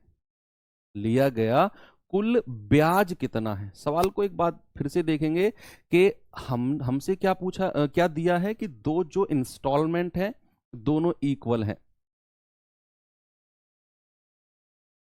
दोनों इंस्टॉलमेंट इक्वल हैं। अब नहीं बढ़ाऊंगा टाइम, बोल लो तुम कुछ भी, है ना। दोनों इंस्टॉलमेंट इक्वल हैं और रेट कितना है? 10% चक्रवृद्धि है। आपसे कह रहा है प्रत्येक इंस्टॉलमेंट 6897 है, तो कुल ब्याज कितना होगा? बच्चे तरीका क्या है? सबसे पहले मुझे एक बात बताओ, रेट कितना है? 10%। और 10% का फ्रैक्शन कितना होता है भैया? 1/10। कितना होता है? 1/10। अब अगर मैं पहली साल की बात करूं, अगर मैं पहली साल की बात करूं तो 10 से 11 पैसा हो जाएगा। ठीक है, मैं तरीका बता रहा हूं कंपाउंड इंटरेस्ट के जो किस्त वाले सवाल हैं, कि अगर मैं पहली साल की बात करूं तो 10 से 11। उसने कितनी किस्त बोली है? 2 किस्त बोली है। तो दूसरी बार आप इसकी पावर चढ़ा दो 2, और इधर भी पावर चढ़ा दो 2। ये कितना हो जाएगा? 100। और ये कितना हो जाएगा? 121। अब सुनते रहना सवाल में। सवाल में उसने क्या कहा? इक्वल किस्त है, इंस्टॉलमेंट जो है वो इक्वल है। तो इधर वाला जो पार्ट होता है ना 121, ये इंस्टॉलमेंट का पार्ट होता है। ये दोनों इंस्टॉलमेंट होती हैं, 121 और 121। लेकिन सर यहां तो 121 है, यहां उसने कहा समान किस्त, तो यहां भी 121 बनाना पड़ेगा। यहां भी 121 बनाना पड़ेगा। मैं फिर से रिपीट करता हूं, देखिए उसने कहा रेट 10% है, तो मैंने कहा 10 से 11 पहली साल, 2 किस्त हैं तो 10 से 11, 10 की पावर 2 और 11 की पावर 2 दूसरे साल। तो यहां आया 121, यहां आया 100। इधर वाला जो पार्ट होता है ये प्रत्येक इंस्टॉलमेंट का पार्ट होता है, ये प्रत्येक इंस्टॉलमेंट होती है। अब उसने कहा इंस्टॉलमेंट तो इक्वल है, तो भैया ये तो 121 है, तो इसे भी 121 बनाओ। तो क्या करेंगे? इसको 11 से गुणा कर देंगे, तब जाकर ये दोनों इंस्टॉलमेंट इक्वल हो जाएंगी। तो यहां भी 11 से गुणा करना पड़ा, तो ये हो जाएगा 110 और ये हो जाएगा 100। बच्चे ये आप दोनों को जोड़ दो, कितना आएगा? 210। ये जो 210 आपने जोड़ा है ना, ये तो उधार लिया गया पैसा है, और इधर लिखोगे आप प्रत्येक किस्त का मान। क्या लिखेंगे? प्रत्येक किस्त कितने की है? 121। इधर नहीं जोड़ना है, इधर मत जोड़ना, इधर हम सिंगल इंस्टॉलमेंट की वैल्यू लिखेंगे जो कि 121 की है। ऊपर भी 121 बनाई, दोनों इक्वल इंस्टॉलमेंट है। यहां देखेंगे तो 110 और 100 दोनों को जोड़ेंगे 210। ये जो 210 है ये आपका टोटल पैसा है जो उधार लिया गया है। तो यहां 121 इंस्टॉलमेंट की वैल्यू दी हुई है ना 6897। तो 121 का मान कितना है? 6897। तो एक यूनिट का मान कितना है भैया? 121। 5 बार जाएगा 605। 605 के बाद कितना बचा? 84 और 84, ये जाएगा 7 बार 57। तो 210 यूनिट का मान कितना होगा? 210 गुणा 57। भाई 0 21 सत्ते 147, 21 पंजे 105 और 14 119। तो 11,970 रुपया जो है ये तो उधार लिया है। अब हमसे क्या पूछा? हमसे पूछा कुल ब्याज कितना है। तो इतना पैसा तो उधार लिया था, चुकाया कितना है?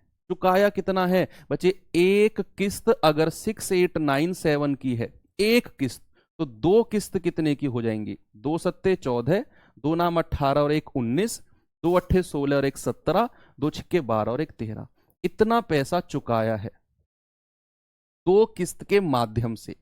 दो किस्त के माध्यम से इतना पैसा तो चुकाया है और इतना पैसा उधार लिया था। इंटरेस्ट पूछा है, इसमें से ये घटा दो, आपका आंसर आ जाएगा। मैं फिर से रिपीट करता हूं, देखना।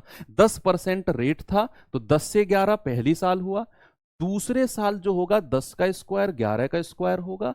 और यहां आप क्या करेंगे, जो ये 121 आया है ना, ये इंस्टॉलमेंट वाला पार्ट है, दोनों इंस्टॉलमेंट को इक्वल करेंगे। ये 121 है, इसको 11 से गुणा किया तो यहां भी 11 से गुणा, तो ये हो गया 110 और 100, दोनों पैसे को जोड़ा 210। इधर लिखेंगे सिंगल इंस्टॉलमेंट जो कि 121 की है और उसकी वैल्यू दी हुई थी, एक का मान 57, 210 का मान इतना। इतना पैसा तो ब्याज पर लिया था। बहुत सारे सवालों में यहीं पर रुक जाएगा, वो यही पूछेगा आपसे, लेकिन यहां ब्याज पूछ लिया तो एक इंस्टॉलमेंट इतने की, तो दो इंस्टॉलमेंट कितने की, इतने की। ब्याज पूछा है, आप 13,794 में से 11,970 माइनस कर दो, कितना जाएगा, 94 में से 70 गया तो 24, लास्ट में 24 आना चाहिए, इसी ऑप्शन में 24 है, 1824। ये आपका आंसर आ गया। ठीक है, लास्ट की दो डिजिट देखी मैंने, 94 में से 70 गया, 24 किसी में नहीं था, बी में ही था। आगे चलते हैं, अगला सवाल सेम प्रोसेस से करने हैं, जल्दी से सवाल बताओ इसका उत्तर।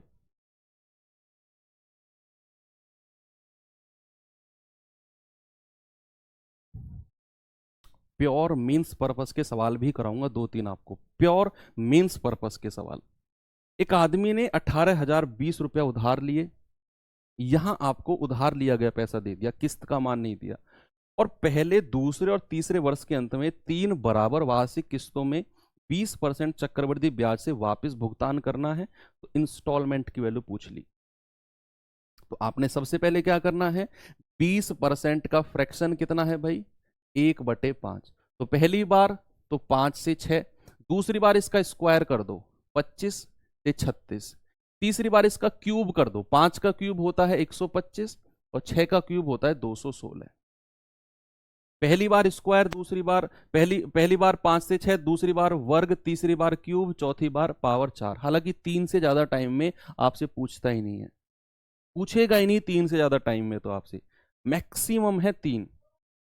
अब हमें पता है कि ये वाला पार्ट इंस्टॉलमेंट का होता है और हमारे पास इक्वल इंस्टॉलमेंट है, तो ये 216 है, इसे 6 से गुणा करके 216 बनाएंगे, 36 छिक्के 216, और इसको 36 से गुणा करके 216 बनाएंगे।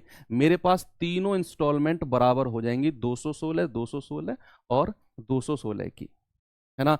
अब यहां 36 से गुणा किया है तो यहां भी 36 से करना होगा, यहां 6 से किया है तो यहां भी 6 से, तो ये हो जाएगा 36 पंजे 180, 25 छिक्के 150 और ये 125।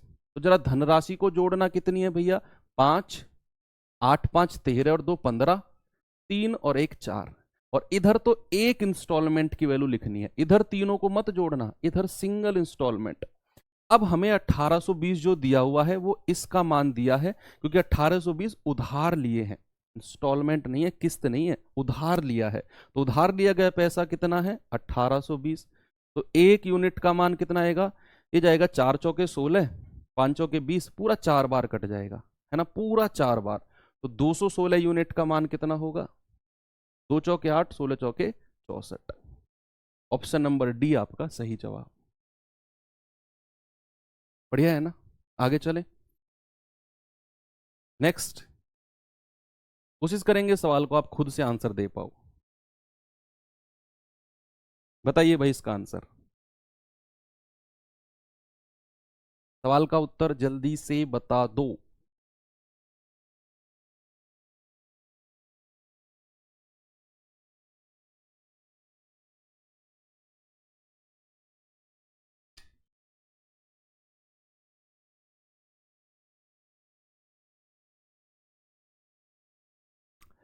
मोहित एक टीवी एक निश्चित कीमत पर खरीदता है और टीवी के मूल्य को 11,025 की 2 समान वार्षिक किस्तों में, एक किस्त दी हुई है 11,025, संयोजित चक्रवृद्धि ब्याज पर 5% की दर पर भुगतान करने का वादा करता है। तो कॉस्ट प्राइस बताना, इस बार किस्त दे दी, ऐसा पूछ लिया, वहीं पलटता रहेगा आपको। तो 5% का फ्रैक्शन कितना होता है जी, 1/20। तो पहली बार 20 से 21, दूसरी बार इसका वर्ग कर दो, तो आएगा 400 और ये आएगा 441। बच्चे एक चीज मैं अलग से आपको बता रहा हूँ, ध्यान रखना। 21 का जो क्यूब होता है ना, क्यूब घन, वो 9261 होता है, और ये बहुत आता है, बहुत बार आपसे पूछेगा, हो सकता है 3 किस्त कर दे, तो यहाँ 8000 और 9261 डायरेक्ट याद कर लो।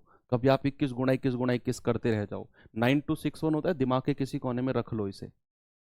अब इधर तो किस्त बराबर करनी पड़ेंगी, 441 है क्योंकि यहाँ 2 ही किस्त बोली है उसने, तो इधर 41, 441 करने के लिए 21 से गुणा करेंगे, तो यहां भी 21 से। ये कितना हो जाएगा, 21 दूनी 42, और ये हो जाएगा 400। तो ये जोड़ेंगे 820, तो धनराशि हो गई, और एक इंस्टॉलमेंट कितने की है, 441 की। आपको इंस्टॉलमेंट की वैल्यू दी है 11025। एक यूनिट का मान कितना होगा, 11025 बटे 441। 21 21 21 पंजे 105, 5, 21 दूनी 42, 21 पंजे 105, 21 दूनी 42, 21 पंजे 105। तो एक यूनिट का मान आ गया 25, तो 820 का मान कितना होगा, और गुणा 25। ये हो जाएगा आपका 20500, ये आएगा ना 2500, 25 दूनी 50, 25 अट्ठे 200, और 5 205, ये आ जाएगा 20500।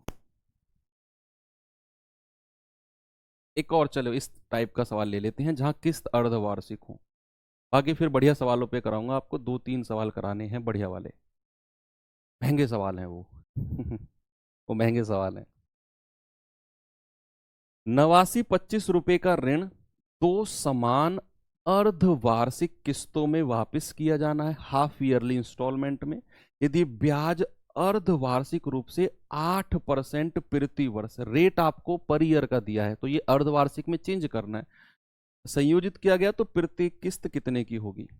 2 अर्धवार्षिक किस्त हैं और रेट कितना दिया हुआ है, 8% वार्षिक। बच्चे अगर हमें हाफ ईयरली रेट चाहिए, अर्धवार्षिक दर चाहिए, 8 को 2 से डिवाइड करेंगे, 4%, ये अर्धवार्षिक दर आ गई, और 4% का फ्रैक्शन होता है 1/25। किस्त कितनी है, 2, तो पहली बार पैसा कितना हो जाएगा, 25 से 26, दूसरी बार इसका स्क्वायर करेंगे, ये आएगा 625, और इधर आएगा 676। अब दोनों किस्तों को बराबर करना है, दोनों किस्तों को बराबर करना है, यहां 676 है, तो इधर भी 26 से गुणा करेंगे, तो यहां भी 26 से गुणा करनी पड़ेगी। 25 छिक्के 150, 15, 25 दूनी 50, और 15 65, और ये 625 है, जोड़ेंगे जरा कितना आएगा, 1275। तो 1275 जो है, ये तो पैसा है जो चुकता करना है। एक किस्त कितने की है, 676 की, और ऋण कितना दिया हुआ है, ये, तो 1275 का मान 8925, तो एक यूनिट का मान है 8925 अपॉन 1275। बताना बच्चे एक यूनिट का मान कितना आएगा, जरा भाई काटापीटी करके बताओ। 25 पंजे 125, 2 25 एकम 25, और 25 से जाएगा 25 तिया 75, 75, 5 9 और 5 14, 25 पंजे 125, 142, 17, 25 सत्ते 175, 17 तिया 51, 17 दूनी 34, 17 एकम 17, और 3 सत्ते 21। एक यूनिट का मान कितना आ गया, 7। इतने यूनिट का मान कितना होगा, 676 इंटू 7, तो 7 छिंग 42, लास्ट में 2 आना चाहिए, छोड़ो, 7 सत्ते 49, और 4 53, लास्ट में 32 आना चाहिए, इसी में है, यही ऑप्शन हो जाएगा 4732। कितना आएगा बच्चे, 4732।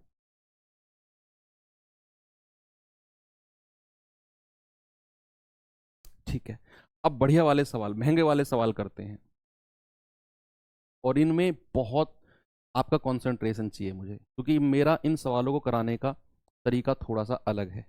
आप देखना इन सवालों में बड़ा मजा आपको आने वाला है।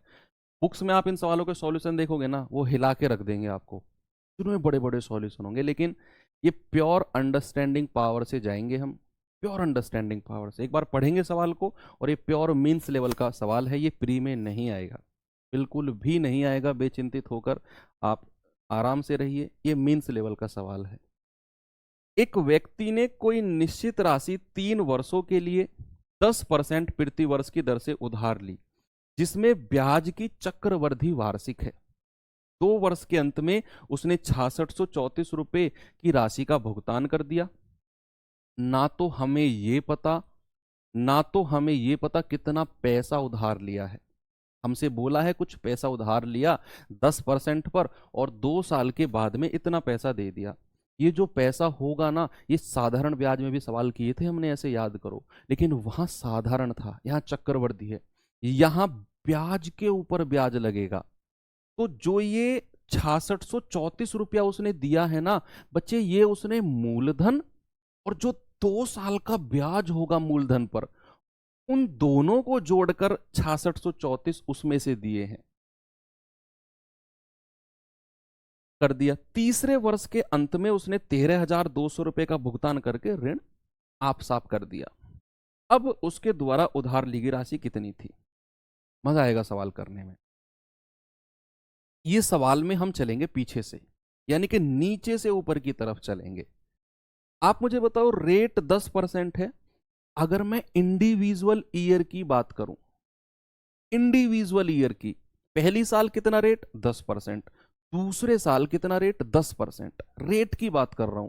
तीसरे साल कितना रेट? 10%। चाहे साधारण हो चाहे चक्रवृद्धि हो, अगर मैं रेट की बात कर रहा हूं, ब्याज की बात नहीं कर रहा हूं कितना ब्याज होगा, मैं रेट की बात कर रहा हूं।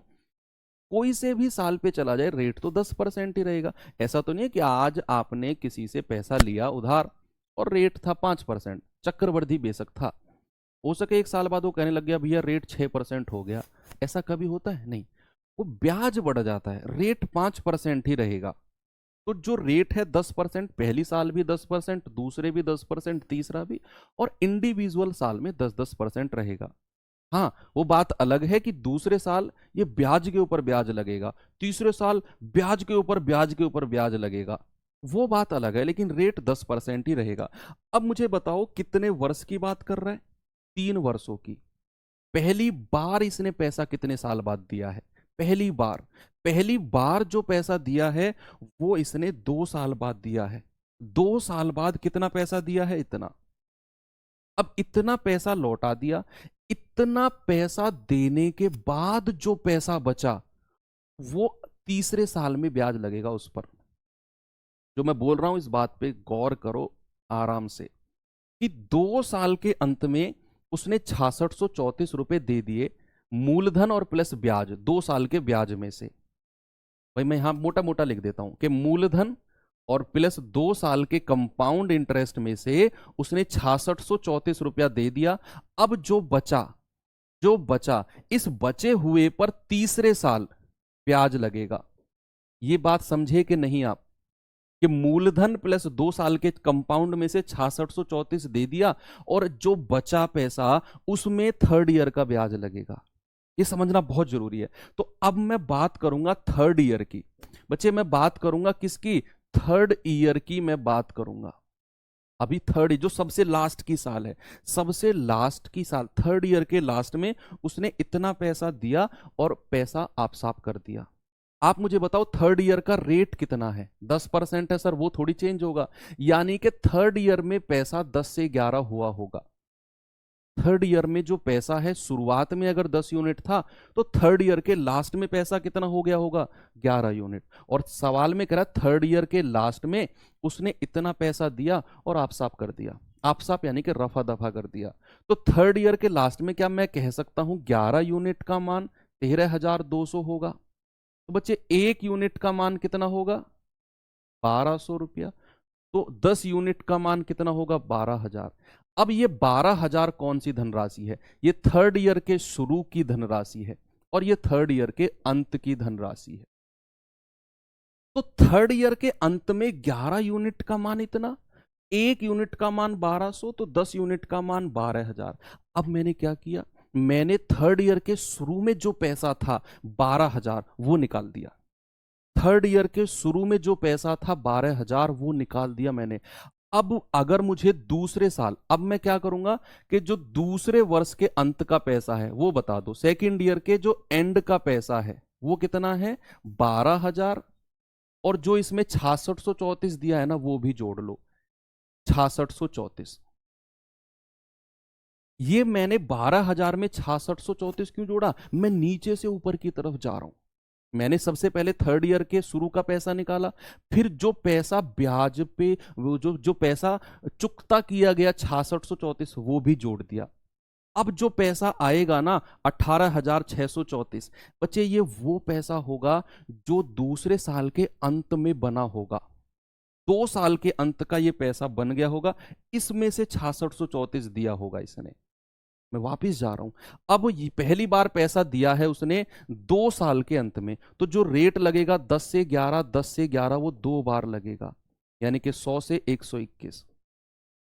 क्योंकि पहली बार पैसा जो उसने दिया है वो 2 साल बाद दिया है, तो 2 साल के लिए तो 10 से 11, 10 से 11 हो जाएगा, तो 121 यूनिट का मान है 18,634। एक यूनिट का मान कितना होगा जरा बताना भैया, 1834 बटे 121, 11 11 में 121, 11 एकम 11, 7 11 सत्ते 11 छिक्के 66, 10 11 नाम 99, 11 चौके 44, 11 से कटेगा 11 एकम 11, 5 11 पंजे 55, 11 चौके 44, तो एक यूनिट का मान 154। तो भैया 100 यूनिट का मान कितना हो जाएगा, 100 गुणा 154। आपका आंसर आ गया 15,400। यही रुपया था जो उसने उधार लिया था, 15,400। मैं फिर से रिपीट करता हूं, देखना मैंने क्या कहा, मैं सबसे लास्ट में जाता हूं थर्ड ईयर के पास, तो थर्ड ईयर के शुरू में अगर 10 यूनिट था, अंत में हो गया 11, और थर्ड ईयर के लास्ट में तो उसने इतना पैसा दिया, तो 11 यूनिट का मान इतना, एक का मान 1200, तो 10 का मान 12,000। तो जो ये 12,000 रुपया है ना, ये थर्ड ईयर की शुरू का पैसा है। तो अगर मुझे सेकेंड ईयर के एंड का पैसा निकालना है, तो इस 12,000 में जो पैसा उसने दिया था ना, ये मैं जोड़ दूंगा, मुझे मिलेगा ये 18,634। ये वो पैसा होगा जो जो 2 साल में ब्याज लगने के बाद बन गया होगा। 18,634 जो होगा ना, वो 2 साल के ब्याज लगने के बाद इतना पैसा बन गया होगा। इसमें से उसने 6634 दे दिया, जो बचा उसमें थर्ड ईयर के लिए पैसा ब्याज बना होगा, थर्ड ईयर के लिए, है ना। तो भैया अब मैं वापस गया तो मुझे पता चला कि 2 साल बाद पैसा दिया गया है पहले टर्न में। तो 2 साल के लिए 10 से 11, 10 से 11, 100 से 121, 121 यूनिट का मान इतना, एक का मान 154, तो 100 का मान 15,400। ये आपने पैसा निकाल दिया, ऑप्शन बी, है ना। नेक्स्ट क्वेश्चन पे चलते हैं, और ये बहुत अच्छा कॉन्सेप्ट है, बहुत अच्छे सवाल के साथ। ये सवाल बताओ जल्दी से, क्या इस सवाल का उत्तर होगा। ये अलग सवाल है लेकिन है ऐसा ही, या उससे पहले ये करें, हाँ ये कर लेते हैं पहले।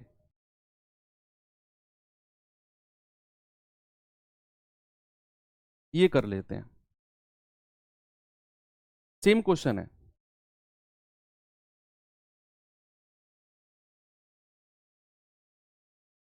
देखो, एक व्यक्ति ने निश्चित राशि उधार ली, पहले वर्ष के अंत में 4,000 रुपए, पहले साल के लास्ट में 4,000। पिछले सवाल में वो पहली बार पैसा 2 साल बाद दे रहा था, 2 साल तक उसने पैसा ही नहीं दिया। यहां वो पहली साल के लास्ट में इतना पैसा, दूसरे साल के लास्ट में 7,700 दिया, और पैसा आप साफ कर दिया। बताओ क्या करा, कितना पैसा उसने उधार लिया था, रेट 10% है। सेम क्वेश्चन, वही तरीका कि रेट अगर 10% है, रेट अगर 10% है, मैं क्या करूंगा, मैं सबसे पहले दूसरे साल की बात करूंगा, केवल सेकंड ईयर की, केवल सेकंड ईयर की। यानी कि अगर मैं सेकंड ईयर की बात करूं तो शुरू में कितना पैसा है और अंत में कितना हो जाएगा। बच्चे शुरू में अगर 10 यूनिट है तो अंत में हो जाएगा 11, और 11 यूनिट का मान सेकंड ईयर में कितना पैसा दिया है उसने, 7,700, तो एक यूनिट का मान 700, तो भैया 10 यूनिट का मान 7,000। ये जो 7,000 रुपया है ना, ये दूसरे साल के शुरू का पैसा आ गया, दूसरे साल की शुरू का पैसा आ गया 7,000। अब मैं आता हूं फर्स्ट ईयर पे।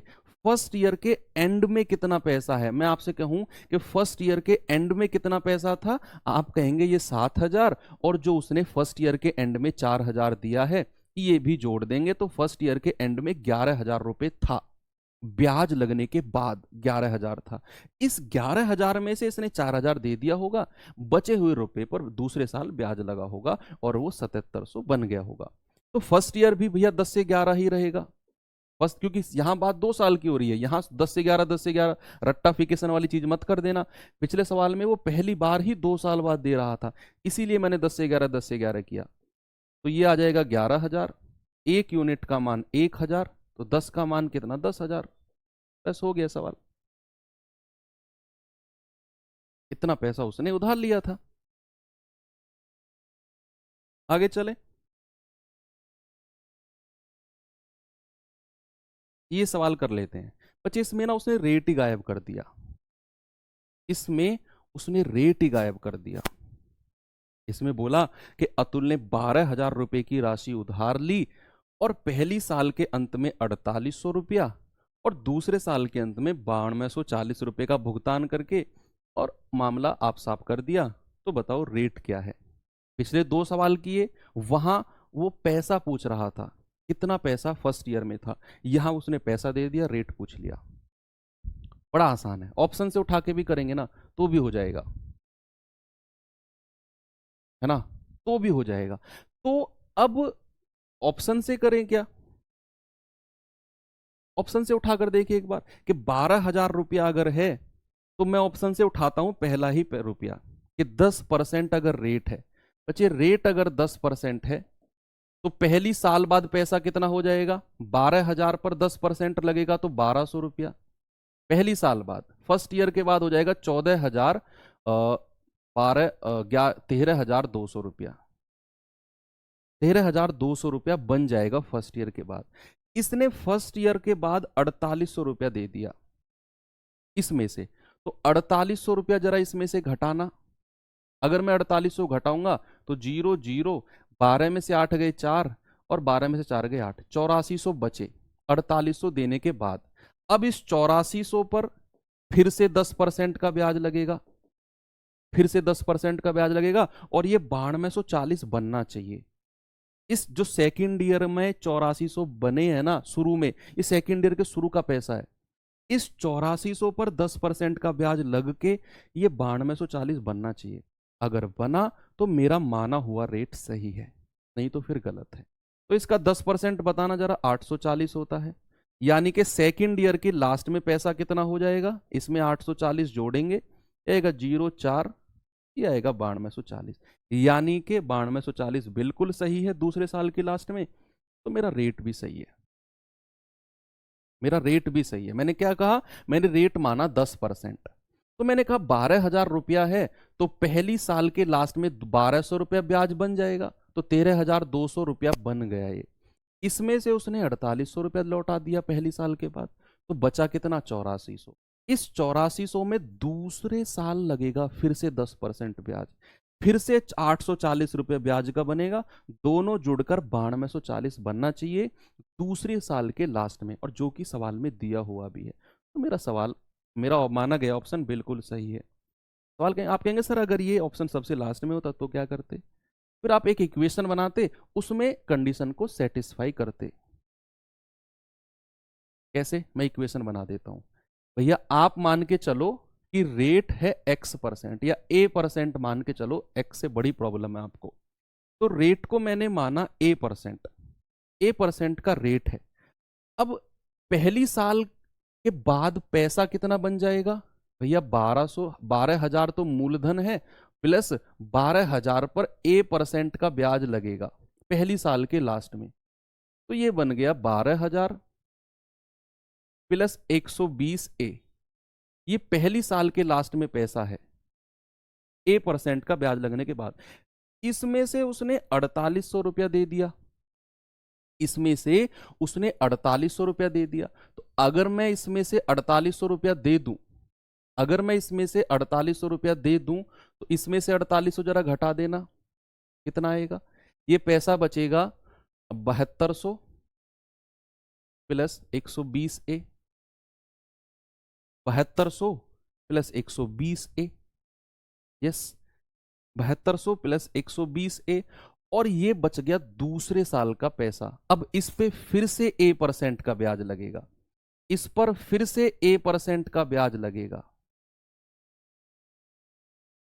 फिर से इस पर A% का ब्याज लग के, और जो A% का ब्याज लग के फिर मैं इसमें जोड़ूंगा, ये तो ब्याज है दूसरे साल का भाई, इसमें मैं क्या करूंगा 7200 प्लस 120A, ये तो दूसरे साल का मूलधन है, ब्याज कितना होगा 7200 प्लस 120A, और इस पर फिर से A% का ब्याज, इस पर फिर से A% का ब्याज, और ये मिलकर किसके बराबर होना चाहिए 9240 के। यहां आप ए का मान रख सकते हो ऑप्शन से, ए का मान ऑप्शन से रख सकते हो, तो ये कंडीशन थोड़ी सी आपके लिए बड़ी चली जाएगी, है ना। तो ये इस ऑप्शन से चेक करना कि ए का मान रखने पर कौन सी कंडीशन है जो 9240 के बराबर दे रही है, ठीक है। चलिए भाई, लास्ट क्वेश्चन है कंपाउंड इंटरेस्ट का, एक बार इसे देख लेते हैं। आसान है वैसे तो लास्ट क्वेश्चन है, 5 मिनट मुश्किल से लगेंगी। सवाल एक बार देखेंगे। एक व्यक्ति ने बैंक से 10% प्रतिवर्ष की दर से 50,000 का ऋण लिया, और जिसका ब्याज वार्षिक रूप से चक्रवृद्धि होता है। प्रत्येक वर्ष के अंत में वह ऋण और ब्याज दोनों के आंशिक भुगतान के रूप में 15,000 का भुगतान करता है। ऐसी 3 किस्तों के बाद उसे कितना पैसा और बचेगा। आप मुझे एक बात बताओ कि सवाल समझे कि नहीं, नहीं समझे तो मैं समझाता हूं। सवाल क्या है, 50,000 रुपया बैंक से लिया, बैंक ने कहा कि हम हर साल 10% ब्याज लगाएंगे। तो पहली साल के बाद मूलधन और ब्याज दोनों जुड़ जाएगा, और उसमें से उसने 15,000 रुपया दे दिया। कह रहा है ना कि प्रत्येक वर्ष के अंत में ऋण और ब्याज के रूप में 15,000 दे दिया। जो पैसा बचा दूसरे साल उस पर फिर से 10% लगेगा, फिर दूसरे साल के अंत में जो पैसा हो जाएगा उसमें से 15,000 दे देगा, फिर तीसरे साल जो पैसा बचा उस पर फिर से 10% लगेगा, फिर तीसरे साल के अंत में फिर से 15,000 दे देगा, और आपसे कह रहा है 3 साल के बाद कितना और पैसा उसे देना होगा, है ना। तो आप मुझे बताओ कि अगर 50,000 रुपया उसने लिया है तो ब्याज कितना है बच्चे 10%। मैं फर्स्ट ईयर की बात कर रहा हूं, फर्स्ट ईयर की। तो फर्स्ट ईयर 10% ब्याज है, तो कितना ब्याज बनेगा 5,000 का। तो फर्स्ट ईयर के बाद पैसा कितना बन गया फर्स्ट ईयर के एंड में, फर्स्ट ईयर के एंड में बन गया 55,000 रुपया, 55,000 ब्याज लग के। अब फर्स्ट ईयर के एंड में उसने 15,000 का भुगतान कर दिया। फर्स्ट ईयर के एंड में ना उसने 15,000 का भुगतान कर दिया, तो पैसा कितना बचा होगा बच्चे, आप कहेंगे 40,000। ये 40,000 जो है ना, ये सेकेंड ईयर की कहानी आ गई। अब सेकेंड ईयर में फिर से इस पर 10% ब्याज लग जाएगा। भाई सेकेंड ईयर में 40,000 बचे, फिर से 10% का ब्याज, तो कितना है इसका 10%, 4,000। इसमें 4,000 जोड़ेंगे तो ये आ जाएगा 44,000। अब इस 44,000 में से फिर ये सेकेंड ईयर के एंड की बात आ गई है, सेकेंड ईयर के एंड की। ये फर्स्ट ईयर के एंड की कहानी थी, 15,000 दे दिए, इतने बचे। सेकेंड ईयर में 10% ब्याज, तो एंड में फिर इसने 15,000 रुपया दे दिया, तो कितना बचा है भैया 29,000 रुपया, 29,000 बचा है। अब ये जो आई है ये थर्ड ईयर की कहानी आ गई, इसमें फिर से 10% ब्याज लगा दो, यानी कि 2900। कितना बन जाएगा, ये बन जाएगा आपका 31,900। और थर्ड ईयर के एंड में फिर उसने 15,000 रुपया दे दिया, अब कितना बचेगा रुपया, ये बचेगा 16,900। ये थर्ड ईयर की एंड के बाद पैसा बचेगा, ऑप्शन नंबर ए। और यही आपसे पूछा है कि 3 किस्त के बाद उसके कितना और भुगतान करना है। तो 3 किस्त बच्चे ऑलरेडी आपकी हो चुकी हैं। देखो, एक ये रही 15,000 की, एक ये रही 15,000 की, और एक ये रही, 3 किस्त हो चुकी है ना। और 3 किस्त के बाद 16,900 और देना है आपको, ठीक है। तो ये बहुत गजब का सवाल था, इसे फिर से देखना अगर समझ में ना आया हो। अल्टीमेट लेवल का सवाल, प्योर मीन्स लेवल का सवाल कह सकते हो। तो आपकी जो क्लास है कंपाउंड इंटरेस्ट बच्चे एंड हो चुका है। एंड हो चुका है। 4 क्लास में नहीं कराया है, क्लास की लेंथ मैंने बढ़ाई थी। आप देख सकते हैं फर्स्ट क्लास जो आपकी हुई थी वो 1 घंटे की हुई थी, सेकंड क्लास आपकी 2 घंटे की हुई थी, थर्ड क्लास आपकी 1.5 घंटे की हुई थी, और फोर्थ क्लास आप प्रत्यक्ष को प्रमाण की जरूरत नहीं होती है, ये आपकी 1.25 घंटे की हुई है। 1 घंटे 45 मिनट, घंटे जोड़ लेना, ये 6-7 क्लास के बराबर ही बैठेगा। तो परेशान मत होना कि सर ने कम सवाल कराए हैं, सवाल बहुत सारे कराए हैं, मोर देन 70 क्वेश्चन हम लोगों ने किए हैं। ठीक है, तो कंपाउंड इंटरेस्ट के लिए सफिशिएंट है। कल से जो हमारा चैप्टर चलेगा वो चलेगा टाइम, स्पीड और डिस्टेंस, समय, चाल और दूरी। ठीक है, तो बहुत बेसिक से पढ़ेंगे, मजा आएगा। मिलेंगे कल के सेशन में। थैंक यू, बाय बाय, जय हिंद।